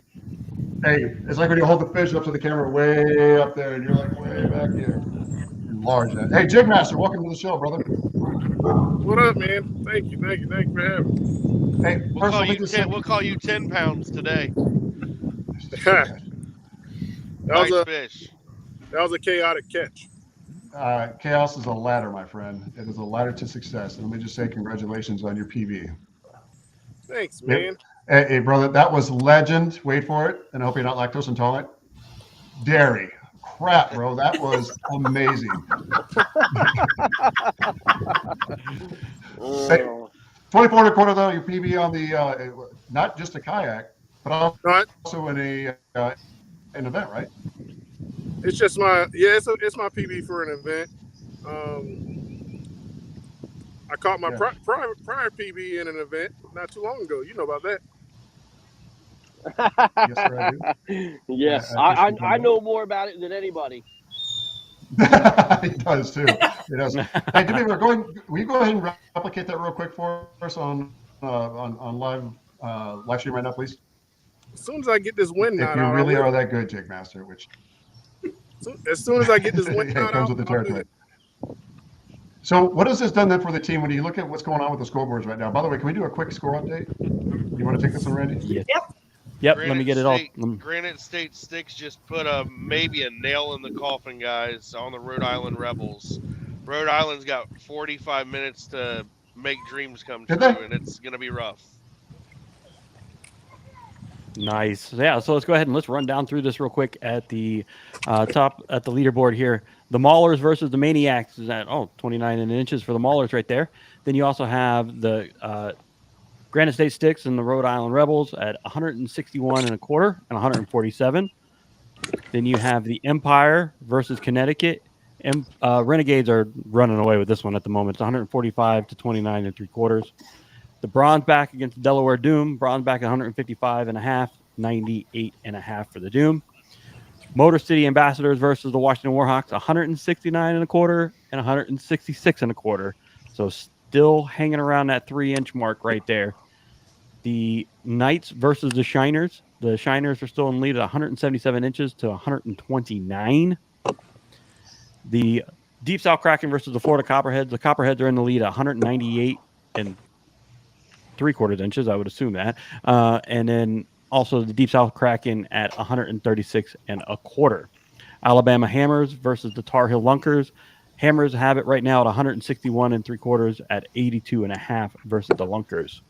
Privateers going against the Carolina Casters. Casters are in the lead right now at 177 and a half to 126 against the Privateers. The Slayers are moving down, and the Palmetto Punishers are putting a world of hurt out there right now. So 160 to 3/4 to 125 and 3/4 also against the Slayers. The Lone Star Bandits versus the Hurricanes on the board now. The Bandits at 56 and a half and 34 and a half versus the Hurricanes. And then our overall leaderboard is John Fox at 152 and a half, Corey Dreyer at 142 and a quarter, Sherman Bishop at 119 and a half, Josh Stewart at 117, Eric Siddiqui at 96, Jeremy Baker at 94 and a quarter, Francis at 93, Greg Crass is at 88 and 3/4, Jake is sitting at 88 and 3/4, Zach 84 and a half, Jason Cassidy is at 83 and a half, Greg Norsar still sitting in 12th place at 80 inches, Sean Spears 72 and a half, Lee Ward at 71 and a half, and rounding out the top 15 is Douglas Rash, who just climbed up in there at 68 and a quarter. Nice. Good rundown. I don't know about you, but I'm a little bit thirsty after that last one. So here it is. Just like you, right? Just like it. Real energy, real people. Us outdoorsmen perform in all conditions, heat and rain, snow and wind. We need all the energy we can get and keep us on the water. Rip It Energy is here, the official drink of the KFL. You can find Rip It Energy at any dollar store throughout the U.S. or order online at ripitenergy.com, and they are proud supporters of our military. Who's the big bass leader? I think we know who the big bass. Don't try to rub it in because you know who the big bass leader is. Who's going to catch a bass just bigger than curious. 24 and a quarter, bro? Come on. I was just curious who was leading big bass. Yeah. Are You they know out, damn are they well out who of Texas? won big bass. Are they out of Texas or Florida? Greg. Are they out of Texas or Florida? Jesus. Yeah, right? Hey, well spoken. Oh man, no. The only Greg leaves big ass, not big bass. Dang. Oh, my bad. My bad. That's awesome. Sounds like it's some of that rip it energy. So, hey, Jigmaster, talking about this with the scores you just heard for the rundown, what do you think the way ahead is right now for the remaining 40 minutes that's going on for this tournament? I don't know, man. Are you talking about for all the Fish, real scores? faster? No, for you, your team. Oh, for me. My bite has died. It's dead and gone. I don't know. I'm hoping my boys are sandbagging or something. Well, that's a good point, too, Because, because we brought that before. You get to the last few minutes and you start to see the scores change, or even after the lines are out, because people still have photos that they have to submit, whether they're in a bad reception, they have an area with bad reception, or they get to the boat ramp and they finally have the time, because they don't want to stop to take the time and wait to keep uploading, because every time the more time that you spend away from reeling and casting, the more time you have a chance of losing. You're losing that fish you could have had, right? So you can't lose what you don't put in. I mean, that's what it was for me when I caught the 24. I did take the second to put it on there, but like I saw a little school on side scan, so I got back in there as quick as I could, and I actually caught a 14 on the next cast. And when I went to reach for my phone to take a picture, she jumped off the board.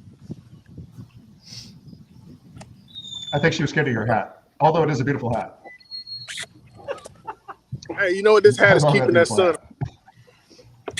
No, you have to understand. Rob never wears a hat like that. I love this hat because I'm all about sun hats, right? Jesus, my damn big head. So, with the rest of the things that are going on now, the last 40 minutes, do you think by pushing around and staying on the go, that's going to help you, or do you need to be static? No, I think I'm just covering water right now, and I think that's going to help me. You know how I like to fish, and that's just going to take too much time. And right now we need to put, I think we need 3 fish to get our limit. Yeah, for sure. All we really need is 3 16s, man. We're right there. And yeah, that's what Todd was saying earlier, man. You just need 3 16s. Yeah. Well, speaking of that magic number 3, that's what we need. We need 3 inches. That's all we need. So, Greg, I turn it back over to you, and I reciprocate that same question for the rest of the Warhawks. What is it going to take to be able to pull out the W? I mean, the W is in our name, right? Can't look. No, I mean, look. Here's the deal. I mean, cover water or play the tide. No, I think you play the tide at this point. You can't. For me, I'm playing the tide. I'm going to try to wait for these fish to come. I'm getting bit all over the place. They're just short striking. There's no sense of leaving fish to go catch fish. I'm just going to wait it out, man. And hopefully, with the tide, we'll pull them out of the creek into this flat, and we get bit, man. I mean, that's all I can do. I'm not going to make massive moves. I just don't have time to do it.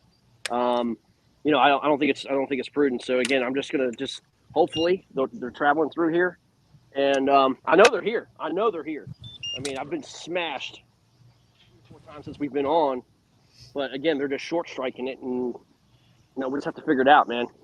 Get it hooked up and pinned. All right. I mean, we need 1 fish, guys. We need 1 18.5-inch fish.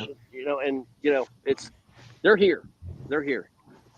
All right, Greg. So for all us newbies, right, and the people who are not seasoned fishermen, explain a short strike. A short strike is where the bass will come at it. And basically either just nip the tail, or what they'll do is they'll side swipe it, right? They won't they'll bump it with their nose, or they'll just chew the tail, or they'll side swipe it, and they don't get the hook. And so what they do is they try to bump it to kill it, or knock it dizzy, or and then they'll turn around and eat it head first. So with a chatterbait, you got to keep this thing moving, and you could pause and slow roll it all you want, but usually on a chatterbait, they'll come and just follow it and slam it. So, but they're being picky right now. They really are. I mean, it's more of a nuisance bite than anything else, right? So, bass typically have like three major types of bites. One is a hunger bite, the other one's a defensive bite, and the other one's a reaction bite, right? So, that's what I'm trying to shoot for. Any one of those three. I don't care what it is. Get on my plate. Yeah, and get on my hook, man, on my board. So, well, I think it's changed throughout the entire league because I'm going through all the videos right now and looking at everybody, and everybody is moving. You and Jigmaster are the only two not moving right now. Yeah, I mean, because I know I have fish here. I mean, there's no sense of there's no sense of me changing. So, I'm not moving because I just missed one out of this brush pile, and I'm trying to get him to bite again. Right. Yeah, but let's look at a couple other guys. Yeah, let's do. Let me. I'll be right back, guys. You're good.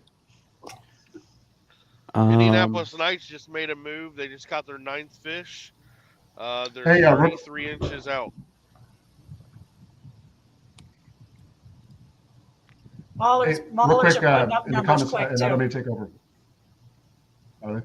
Yeah, I told you. Yep, I guess on the last minutes. Hey, Zach's still here asking if there's a link for this one. Zach, I'll send you out a link real quick. David Kerr, let's go. Motor Cities. Sean Dwyer, what's up, everyone? Jeff Bader. Hey, Jeff, shout out to my boy. Bringing home Motor City. No, man, no. Leave it here. All right, leave it here with the Warhawks. But yeah, we'll send you a link real quick. All right, guys, back to you. I was just trying to give a shout out to you guys. You're good. You're good. Yeah, but to talk about the importance of game one here for Motor City, just from my perspective, because I'm a Tennessee Shiner guy, we're going to Motor City next week. So the potential for the potential's there for them, to go 0-2 potentially next week, so this win over Washington Warhawks is huge, and it's Jeremy Baker and Zach Slater are doing everything they can to make sure that they come home with a W 2 years in a row on the Potomac River over the Washington Warhawks.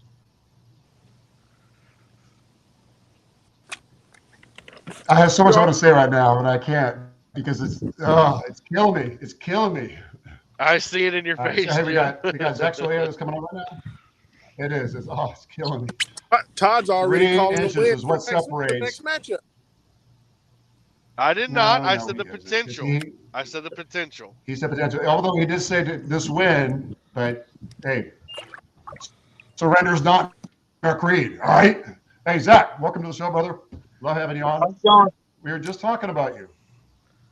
I hope all good things. Great job today, Zach. Thanks, always, man. Brother, always, yeah. You definitely crushed it today, buddy. Great job today. Yeah, it's been a tough bite, but I mean, luckily, we talked about it earlier about this tidal water and how, if you're getting a bite and then it shuts off, don't just give up on it. And I mean, I've fished the same shoreline. I mean, whoever judges pictures can attest to the fact that every single one of my fish submitted came from the same shoreline today. And I mean, they were here in the morning, and then that midday time they came in, and I got lucky and stuck a 19 from under a dock, and just luckily the team, it's not just a single person thing, and the rest of our team got onto some good ones too, and we're hopefully gonna keep adding to that score so that way it's not just a 3-inch margin. I don't know if I agree with that. I'm going to go ahead and, I'm going to disagree with you there. Okay. Hey, agree to disagree. Yeah. It's okay. Where's Greg going? Agree to disagree, right? Yeah. I got to say, man, I mad respect because of everything you've been doing today. You definitely have proven yourself time and time again, especially coming out today. But 3 inches is it's nothing. It's a hair. That's all we have. It's just one fish, right? Yeah, and I mean, so our bite push up that 3 1/4 inches. We're talking about the Warhawks coming out victorious on this. You know, we got a half hour left, and I mean, I'm basically back fishing what I fished this morning, and you know, it's that tide's starting to go out again. I've been catching all the catfish again, and I'm hoping that the largemouth are going to move up where I am or where I am and get rid of a couple of those 16s that are small. So Roger that. Staying over that same area, that same coastline. By the way, where is that coast? Which coastline are you talking about? I'm over in Mattawoman Creek. That's confidence. He'll let you know where he's at. I'll pinpoint the dock. I already had one of your guys come and fish the dock that I pulled my 19 off of. Oh, you did? And I told him that it was that dock. So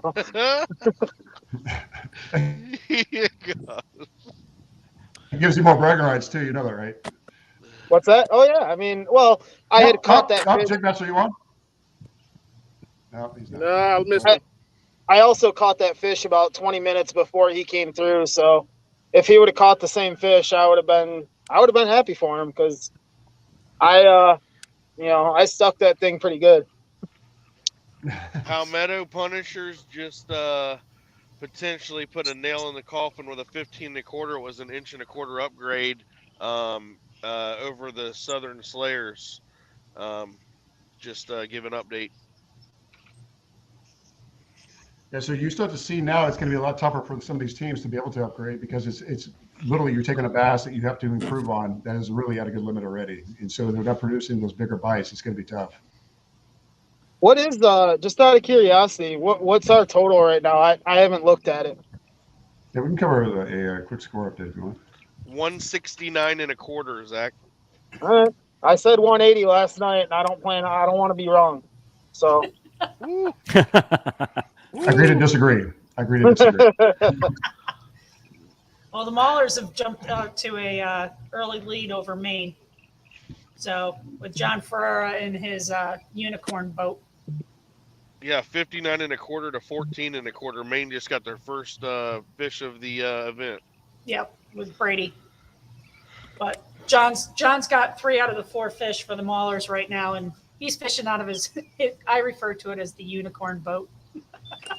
He's in the Jackson Take 2 in that prism color, and it just looks like it's the unicorn puke boat. But he loved it. I delivered it to him a couple of weeks ago when we went up to Mezzalonsky, and he just kept asking everybody, when's she coming? When's she coming? He was so excited for the boat. So it's great to see him out there and great to see him catching. So. Yeah, and that's also a matchup that everyone is going to have their eyes glued on because Massachusetts, if everybody watched KFL last year, is your reigning champion. But they're going up against a new team, Maniacs, and Tim Spry lives on China Lake where this is being held, and look for him to throw up some big numbers today. Tim had a good pre-fishing week too. Him and Jason Gardner. Yeah. Well, we all know Jason's the king of the pre-fish. So another Mass Maulers upgrade, 73 1/4 now for Mass Maulers as they're throwing up fish at will here. It looks like early on. Let's go Brundle and the gang. I know Brundle's not fishing, is he? Neither is Conant. No, I don't think. No, he's not. No. I want to go back and fish your stripers. And John. Tennessee Shiners with an inch upgrade. This fish is breaking my heart right now. Is that Louisiana Hurricanes Lone Star Bandit game? What time did that start? Oh, there's John Ferreira. Hey, there's my unicorn. Yep, John's on. Yeah, he's on. Those that don't know John, being from the rest of the country, everybody in the Northeast should know who John is. But John fishes KBF as well and travels the country with Conant and Brundle. And John Ferreira is a hammer up in the Northeast, and people should look out for him as one of the better anglers on that team with Ken Wood and Brundle and Conant. So John Ferreira is definitely going to be a guy to watch out for this year for the MVP race in the league.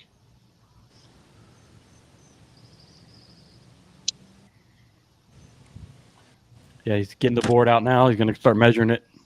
Yeah.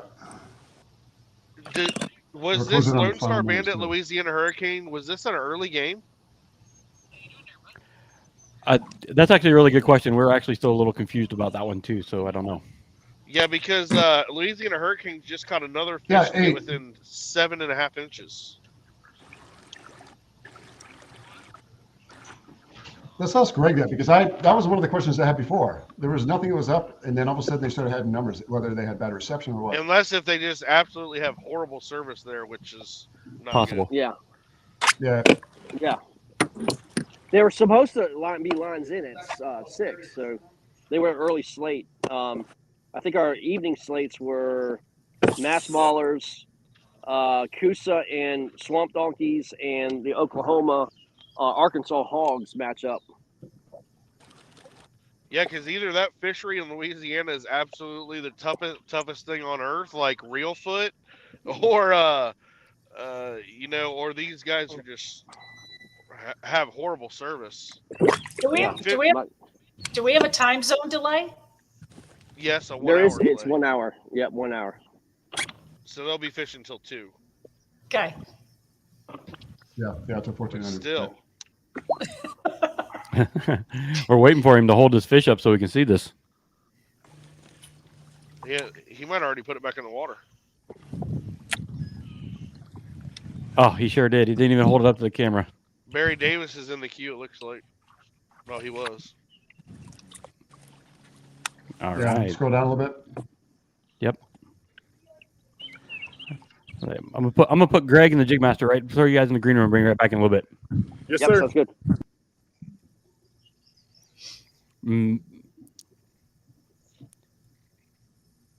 Mr. Davis, you're on mute, but it's good to see you, sir.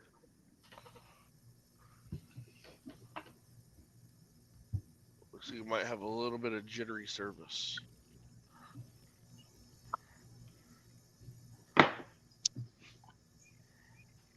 I will be right back. Yep, no problem, sir.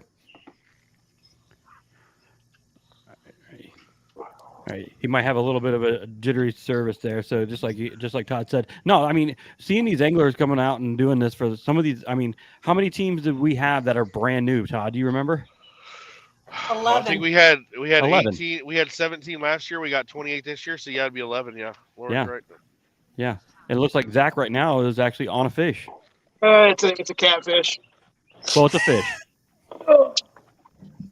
I side hooked him too, so it's feels a lot bigger than what he is.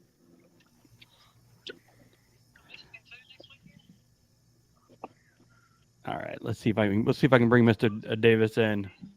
Got a bad signal, I believe.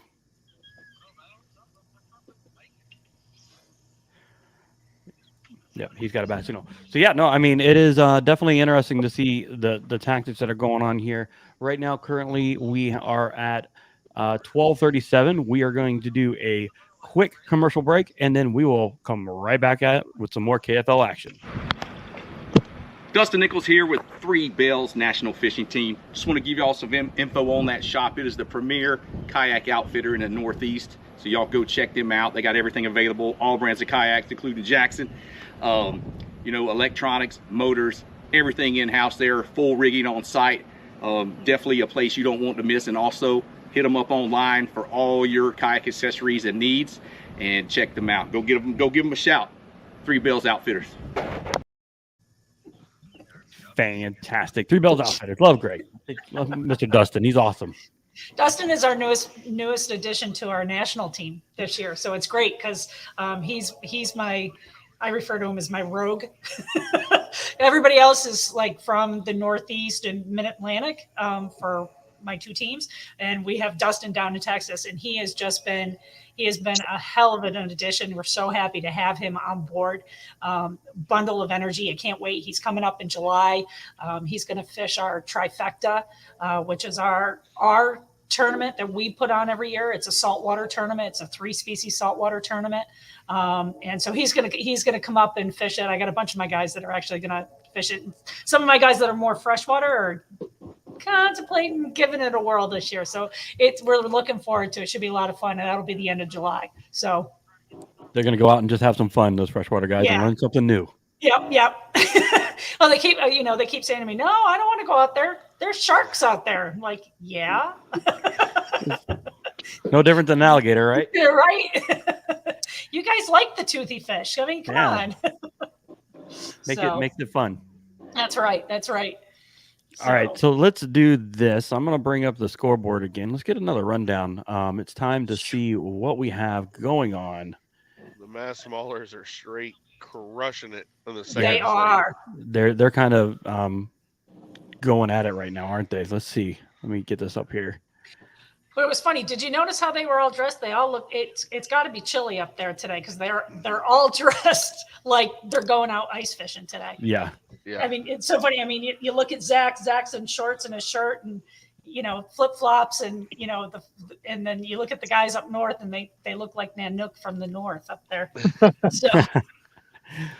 All right, let's run through it real quick. We have the Maulers and the Maniacs. Wow, Maulers are just throwing down right now at 104 to 14 1/4. Wow. Granite State Sticks is at 162 3/4 to 147 against the Rebels. The New York Empire is still behind the Renegades. I pretty much think that one's going to be wrapped up and done here in a little bit. Renegades are winning right now at 145 to 29 3/4. The Bronzeback versus the Delaware Doom.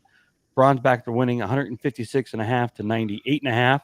Motor City Ambassadors versus the Washington Warhawks, still sitting at that 3-inch margin at 169 1/4 and 166 1/4.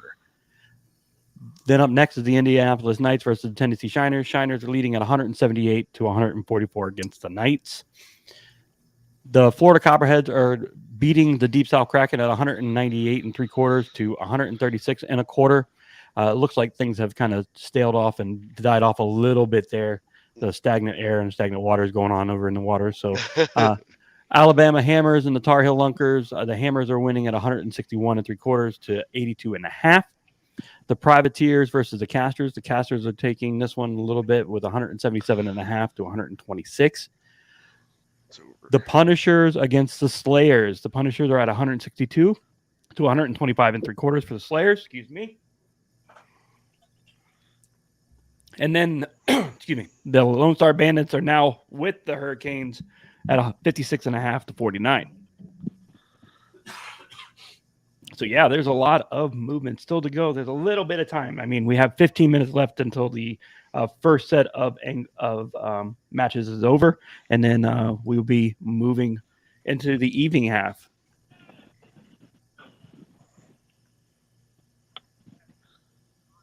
Yeah, the first half, these games have been, some of them have been blowouts, and some of them are, with Warhawks and Motor City are really close. But we'll have to see how this shakes out in the last 18 minutes for lines in for the early games.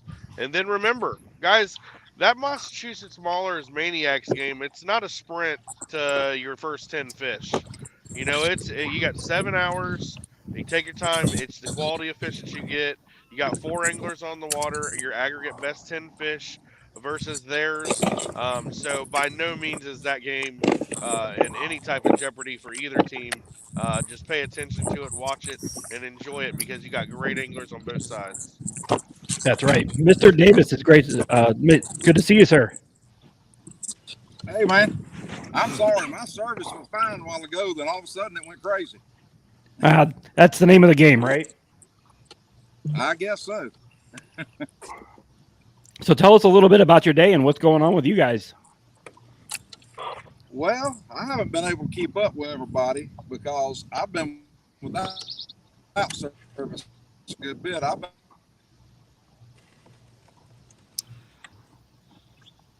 Oh, we just lost him again. On the river, and the river didn't have a lot of service, so I started out the first couple of hours.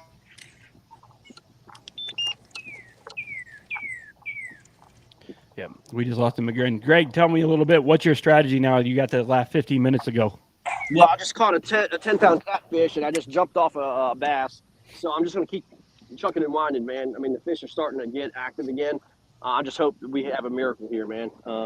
There is life here, man. I see shad jump. I know there's bass on this flat. I'm just going to keep chucking and winding, man. Yeah, You know, yeah, Greg. just keep The riding. national forecast has actually got a major bite window between 12 and 3.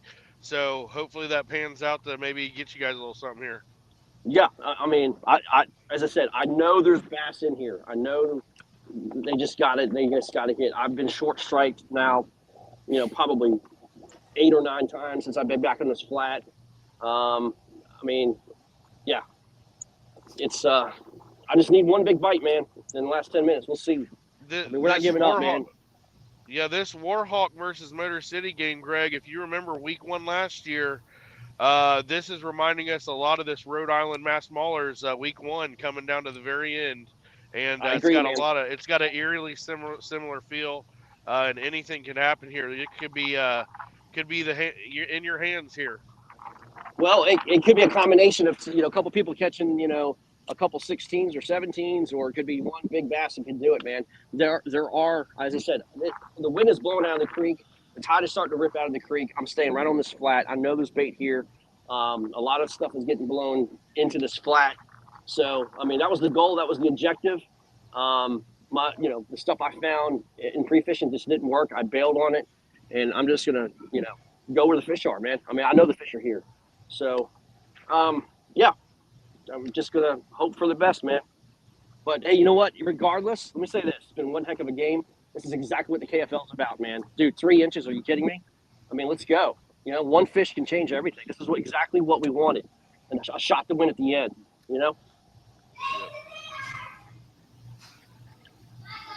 Awesome. Hey, looking at the Renegades Empire match. So the Renegades haven't even pulled in a full limit yet. They're only at 9. Sadiqi's on one. It's small. Sorry, it's small. Fish is fish. Yeah. But yeah, I mean, it's I'm gonna tell you, man. I get so jazzed up for this, man. This is exactly what I want, man. Look, it's like here's the deal. I feel like I'm in a baseball game. I feel like we got bases loaded, and I'm up to a plate, and I just need to produce, man. That's how I feel right now. I mean, when I played baseball, I wanted just a chance, either with a ball in my hand or a bat in my hand, just to make a difference, man. So I've got my tool, my sports, tool in my hand. It's my job to get the job done, man. So let's see what happens, Sounds good, Greg. You can do it. I have faith in you. Hey, man, it would be cool to do this live. You know what I mean? Yes, it would. I'm not trying to be over dramatic here, but you got to stay positive and you got to stay engaged. You know what I mean? So this game is not over. Oh, and you don't know what your teammates are doing sitting there either. I mean, a guy could be hooked up right now with the winning fish. Well, that's what I'm saying. Exactly. Or, I mean, they could have a winning fish on the board and, they just haven't uploaded it yet for whatever reason or service or something like that. But most of our guys does have pretty good service. But I know Joel was on really good fish this morning. He just needs that one big bite. He's obviously around those guys at Manawoman. Victor and Dustin were on big fish this morning. So, that's one thing I was worried about at Quiet Creek where those guys are because, man, it was a tough bite through and through. I was really discouraged. That's the creek I know so well. And I pre-fished it in most of the week, and I was a little concerned about being at Quia. Those fish it was muddier water. The water wasn't moving as much, and it was just guys, get them fish on.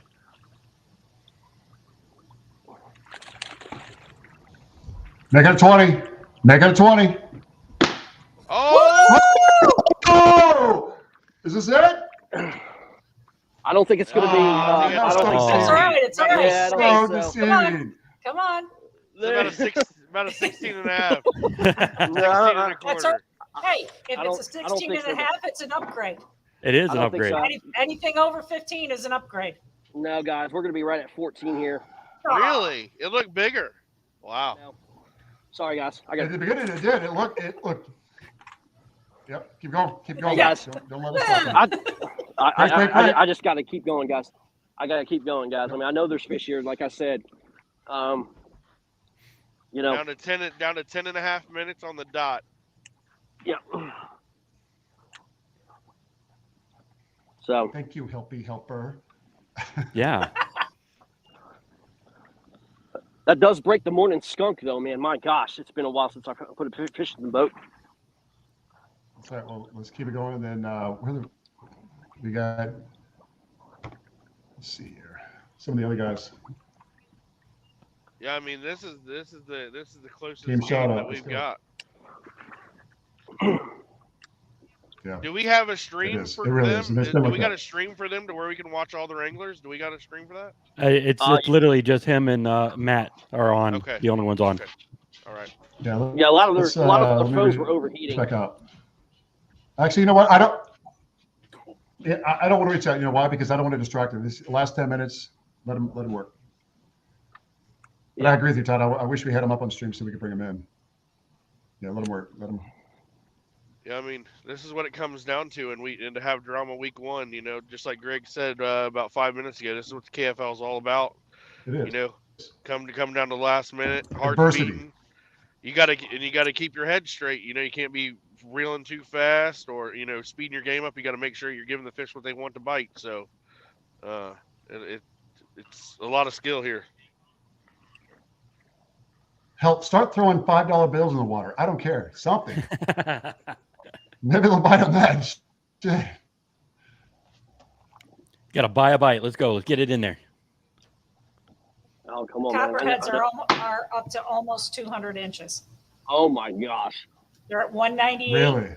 Yeah, it says 198.78. So I think there might be a wrong one in there somewhere. Yeah, it's probably 198.75. Yeah. Yeah, and the crazy thing is they still have an hour to go, so there's still a lot to go on there. No, the Copperheads? No. Yeah. They're not Central. Yeah. Oh, No, that's right. Yeah. They start at 7. That's right. Yeah. You're right. Let's get some mats on. So what? The Bandits and the Hurricanes have kind of closed things a little bit. They're at 56. Bandits are at 56 and a half, and the Hurricanes are at 49 now. Right. Yeah. So that's turning out to be, you guys were saying earlier, a really tough fishery there. Is Corey Dreyer still leading all anglers? Which one was that, Lauren? Corey Dreyer? No. Okay. No. John is. John Fox. Oh, John Fox. Yep. Boy, I tell you what, Todd, how's that trash top 50 look now, man? What's that? How's that top 50 look? The top 50 list look now, man? It wasn't too much trash. They had John Fox number 1.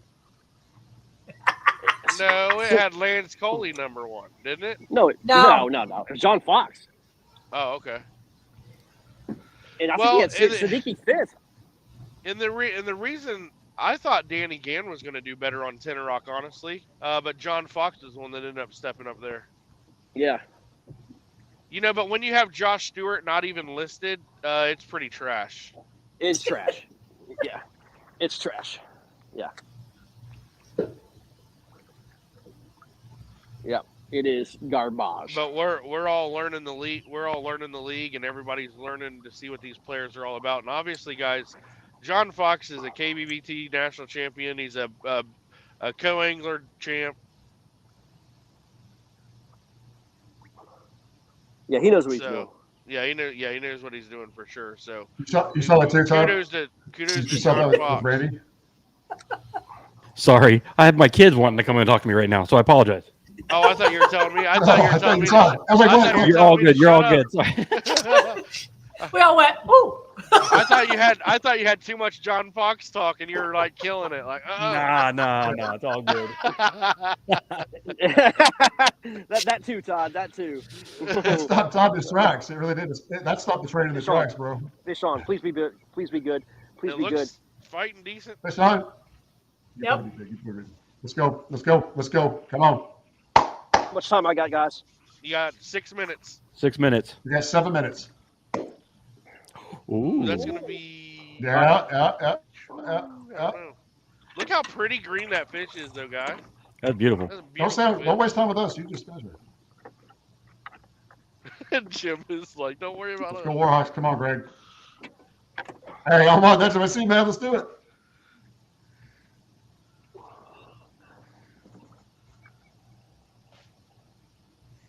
I will get up and start breakdancing. I don't give a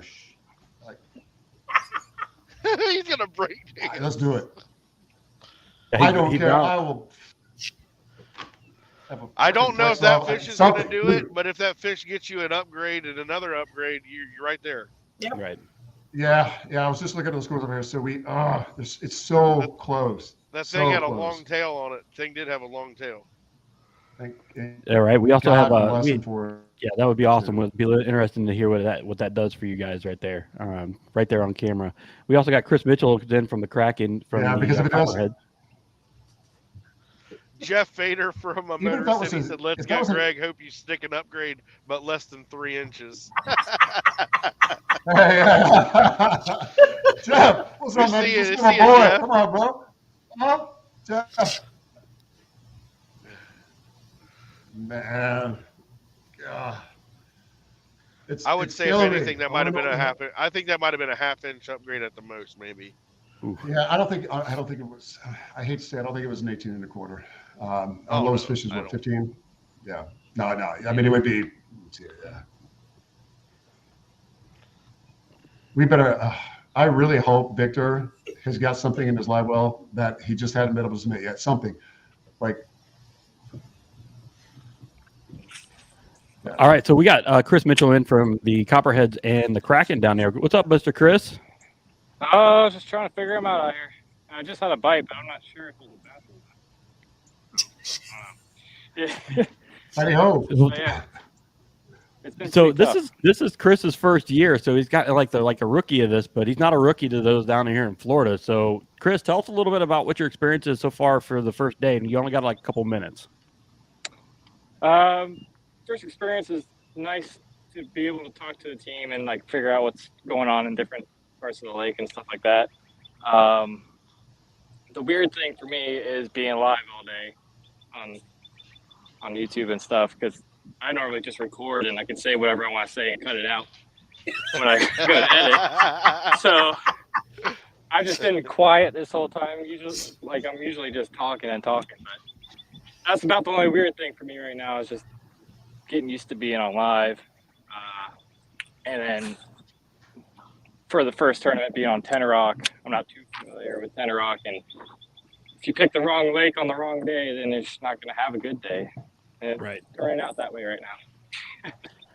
Well, I mean, it's all right. I mean, you still got an hour left. You just got an hour left in your event. You got things to go. Everybody's getting ready to wrap up on the first set of rounds. So you guys keep it up. The Copperheads are doing well. You guys are doing well for your first. You got a good showing, so keep that going. And then we look forward to seeing a little bit more from what the Kraken and the Copperheads have to offer throughout the rest of the year.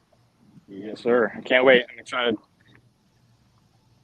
Good meeting you, Chris. Good to meet you, man, and good to see you. Chris.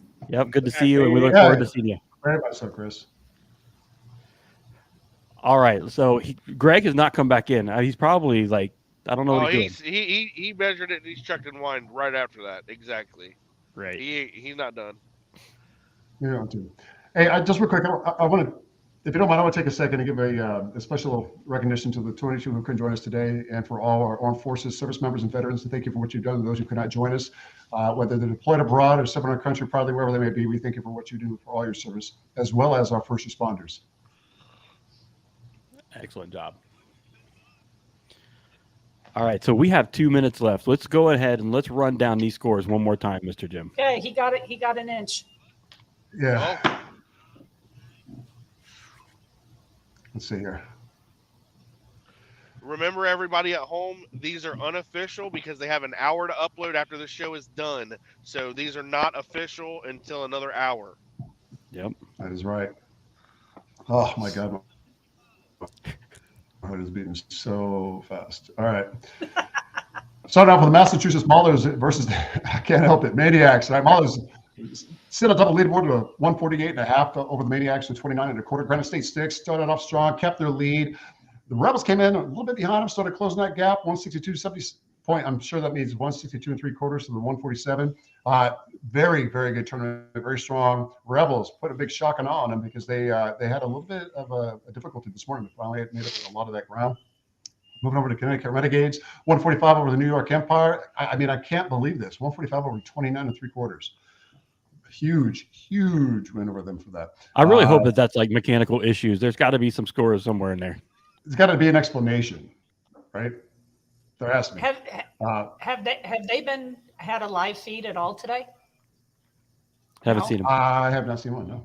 Okay. So maybe that gives maybe that 15 3/4 14. Yeah, I'm sure there's more to fill in with that one. Yeah, Bronzebacks 156.5 over the Delaware Doom with the 98.5 coming down to the Knights versus the Shiners. All right, 181, a monster number to put up there if you're not Florida. 22-inch bass being the top one, 17 being the bottom of that. That's a great bag right there. That's a great bag. What do you think, Todd? 20.5 for the. He's probably talking to his team. He's probably talking to his team right now. Rally together. Rally.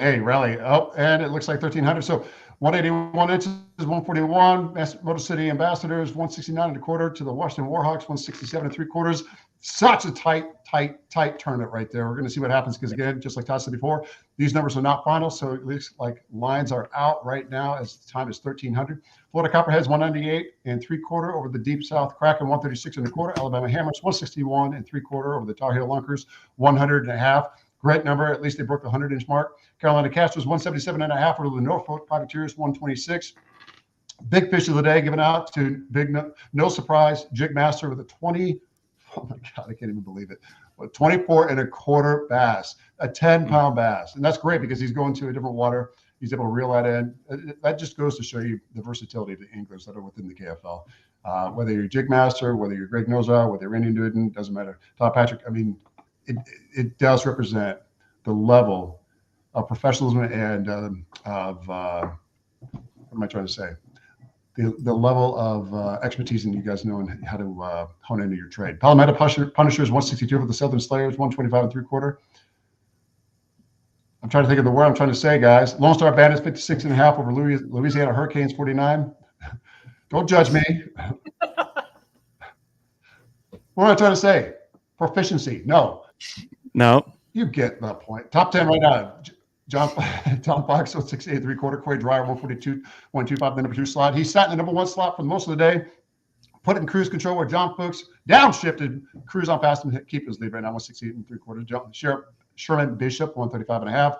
Number 4 slot, Josh Stewart at 117. Francis, help me. He said it before. Metalowitz.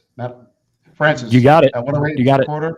Greg Nozar, 96.5. Eric Siddiqui, 96. Oh, so he pushes up past Eric Siddiqui. Ooh, man, half an inch right there. That's bragging rights. Jeremy Baker bringing up the number 8 slot with 94 1/4. Ray Cross at 88 3/4. And Jake Kukulis with 88 3/4 as well. That wraps up the top 10 for today's tournament right now. I want to turn it back over to you real quick so we can minimize that window. And I'll move that. Okay. Awesome.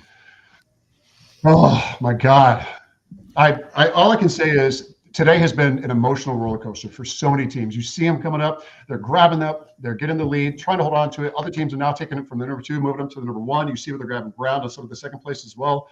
Granite Sticks are one of the prime examples that you see happening with the Rhode Island Rebels. 180 over to the 160 is what it was. And of course the Warhawks with Motor City Ambassadors. So I mean, it came down to the wire. So now it's all about getting those fish submitted and seeing where we go from there. Yeah, it's definitely time to see what's going to happen in this next hour, to see how everything closed out for these teams, these 9 teams that fished this morning, and to wrap up the day in getting back to the ramp and getting everything uploaded when they get into Signal. Should be really interesting to see if there's other fish that are going to come in on the board, in which we know there will be. There always is, but it's a great opportunity to see what's going on. Let's bring in Greg here real quick, Mr. Nosar. Guys, I tried, man. I thought I had it. Hey, you play hard, you leave everything out on the field, right? Or everything out on the water. You did it. Keep your head high. I'm sorry to come back on. I had to chuck and wind after that, man. You know, see if there was another 17 or something like that, man. But gosh, man, dude, I mean, to come an inch and a half short, Hey, my hat's off to Motor City, man. I mean, they just know they figure out this place really well. You know what I mean? Yeah. And I mean, I love these guys. They're all my friends. The consistency that they display. I'm tired of losing to them, to be honest with you. And so the next time that they come down, they can stay in the damn hotel. They ain't staying with me. And no more free rides here, are there? No, I'm playing. I love them, man. They can stay with me anytime. But man, I tell you, that's tough to swallow, man. Like I told you, I knew there's fish there. I just couldn't. You know, I missed some pretty good fish today, dude. I'm blaming this on myself. This is all me, man. I had the opportunity, and it's you know, I lost some good fish. Yeah, because I lost some good fish. I lost some good fish, man. No. But listen to me. I had opportunities this morning. I had some bigger fish. I didn't capitalize, and it cost me and the team. So I'm gonna take the L on this one, man. So have you communicated with your rest of your team, Greg, to make sure no one else has caught a fish? Yeah, I believe we're good. I mean, I'm looking at the chat and I'm seeing nothing. So yeah. It was fun to watch as a fan of the KFL and being here. It was awesome show that you put on, Greg. Both teams, man. Yeah, I mean, Potomac showed out today, no doubt. I mean, you know, in terms of the amount of fish, quality fish, and stuff like that. Yeah, almost a 17-inch average through two teams. That's very solid. Yeah, and with the amount of boat traffic that's been out here, I mean. And the pressure that this area gets, the fishing was pretty decent, man. It was a good day to fish. I mean, you've got 80-degree temperatures, a breeze out of the north, good tidal flow. I mean, couldn't ask for anything better. Yeah, I mean, all in all, I think everybody enjoyed themselves. Everybody caught fish. And, you know, again, it's also the experience. I hate losing guys, but the experience is important too. So, guys, I'm disappointed. I am. I mean, obviously, the competitor in me wants to win this game, man. I hate losing, but I'm not a sore loser either. You know, I got to give absolute credit to what they did. And Zach Solaire, man, give him some love, man. Pulling a 19 out, and Dave Kerr right there at Mountain Woman, man, impressive. And especially like Jeremy Baker, 94 inches, coming out here and catching 94 inches and never fishing Potomac River. Are you freaking kidding me? Yeah, dude, no pre-fishing. No pre-fishing, no nothing. Just come out there and fish, man. I mean, dude, you gotta just tip your cap, man. They're dangerous. They're a dangerous team. Yeah, and one thing you kind of second guess yourself. Should you be here? No, I think it was the right move to be here because of the numbers and stuff that were put out here at ORP. I think it was the right move. I don't know what we could have done differently, to be honest with you, man. I think our game plan worked pretty good. With Dustin catching 2 18s, I got an 18. We got some good quality fish on the board, and Joel came up, pretty big over at Mountain Woman too. But we just got beat by an inch and a half, man. It happens. It's fishing, man. It is what it is. Yeah, it is fishing. So you leave everything on there, and here's the thing: shake it up because we have another tournament coming up. Yeah, we can't sulter. Yeah, we can't sulter, man. I'm telling you. No. We're 0-1. But it's not a division we're not high school. loss, This is. Yeah, it's not a division loss, which is good, but at the same time, there will be hell. There will be hell to pay next week. Oh yeah. Are you guys running wind sprints in practice? With a drag shoot. I think I'm gonna work on my flip flop can. Don't forget, go Celtic, right? Hey, any special shout outs you want to give, Greg? Man, I want to shout out, again, 3 Bells, Lord Fury, thank you. Thank you. It wouldn't have made, this couldn't have been possible without, your organization and you guys helping us throughout, man, and Ripid Energy. And to have you come on and broadcast, it's so fun. I want to thank, man, obviously, I thanked the owners last night, but the anglers, man, putting it all out there today. Look, I don't know about you, but the gas prices are a lot of money, man, and they're taking personal sacrifices a lot to go travel and do this league. I think the league itself showed well today, man. I really do. I'm very proud of the anglers buying in to a very, like Chris was talking about, a very different concept. Not being used to being on camera, being live on YouTube and stuff like that. It changes you, man.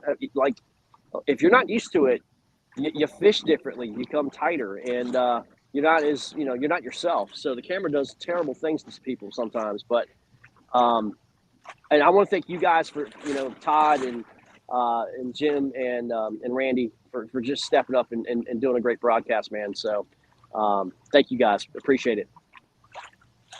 You're welcome. You got it. Thank you for having us. It's my pleasure. Thank you, Lauren. Thank you, Randy. Thank you, Todd. Oh, yeah. It's a fun time. This is definitely gets me outside of my element. And so, working with all of you guys today, it was great. Looking forward to doing this all season long. Hey, by November, Greg, when we get to, or October, when we get down to Alabama, I might have an idea. No problem at all. And man, I tell you, it's week one, man. We've already had, look, there you go, an inch and a half right at the end there. It's like you said, it was a rebel type deal, man. It is what it is.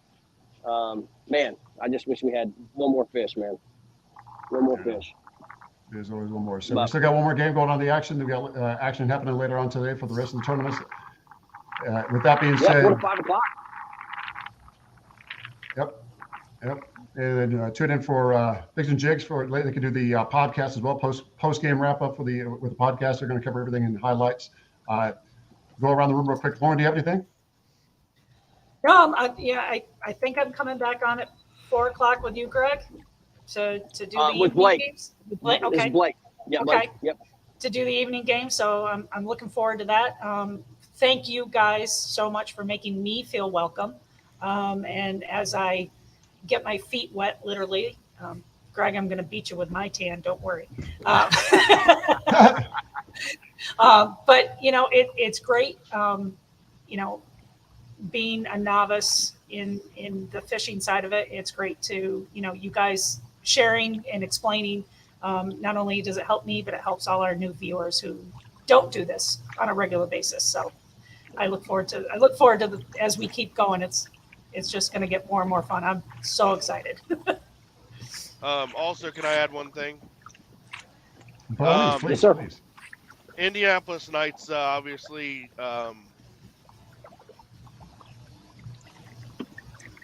had a tragedy on their team. And one of their members lost, Brian Sparks lost a son this week. Yeah. Mm-hmm. Yep. And I want to give a shout out to Charlie Cash Hicks. God's got you, buddy. So it's pretty, for sure. Pretty crappy. But Indianapolis was fishing with heavy hearts this week, and we can't be a league full of love without mentioning that. And right on. Shout out goes to Brian Sparks and your family, and God bless you. Yep. Yeah, man. Well said, man. Well said. Todd, I literally have goosebumps. I don't know if you can see that. I have goosebumps all up and down. Oh my God. Woof. I could never imagine losing a kid, man. I don't even have any, but no. Yeah. No, it's been a true honor to be with everybody on this show. Like we all. Yeah. It's been a true honor to be on this show, and at the same time, even though with things going on and we're all over the country, we do have heavy hearts with them and the Spark family, and everybody just we keep them in their prayers this week as they get ready to go through some hardship and some pain. But know that they have a community of love, and at the same time, they also have a bunch of anglers that's got their back. So if they need something, do not hesitate to holler and let everybody know. We're a community for a reason. Yes. Roger that. 100%. Hey, so in closing, I think we got everything around the room. Lauren, thank you so much for joining us today. It was an absolute honor and pleasure to talk with you and have you on the show. Randy, you as well. Todd, Greg, thank you so much for pulling in all the fish that you did for the Warhawks. Can't wait to be able to have a beer and enjoy a beer with you and the ambassadors here shortly at BRB, Public Beer Works. Guys, love you all so much. Remember, 22 days, 22 too many. You'll take care. Tight lines. God bless.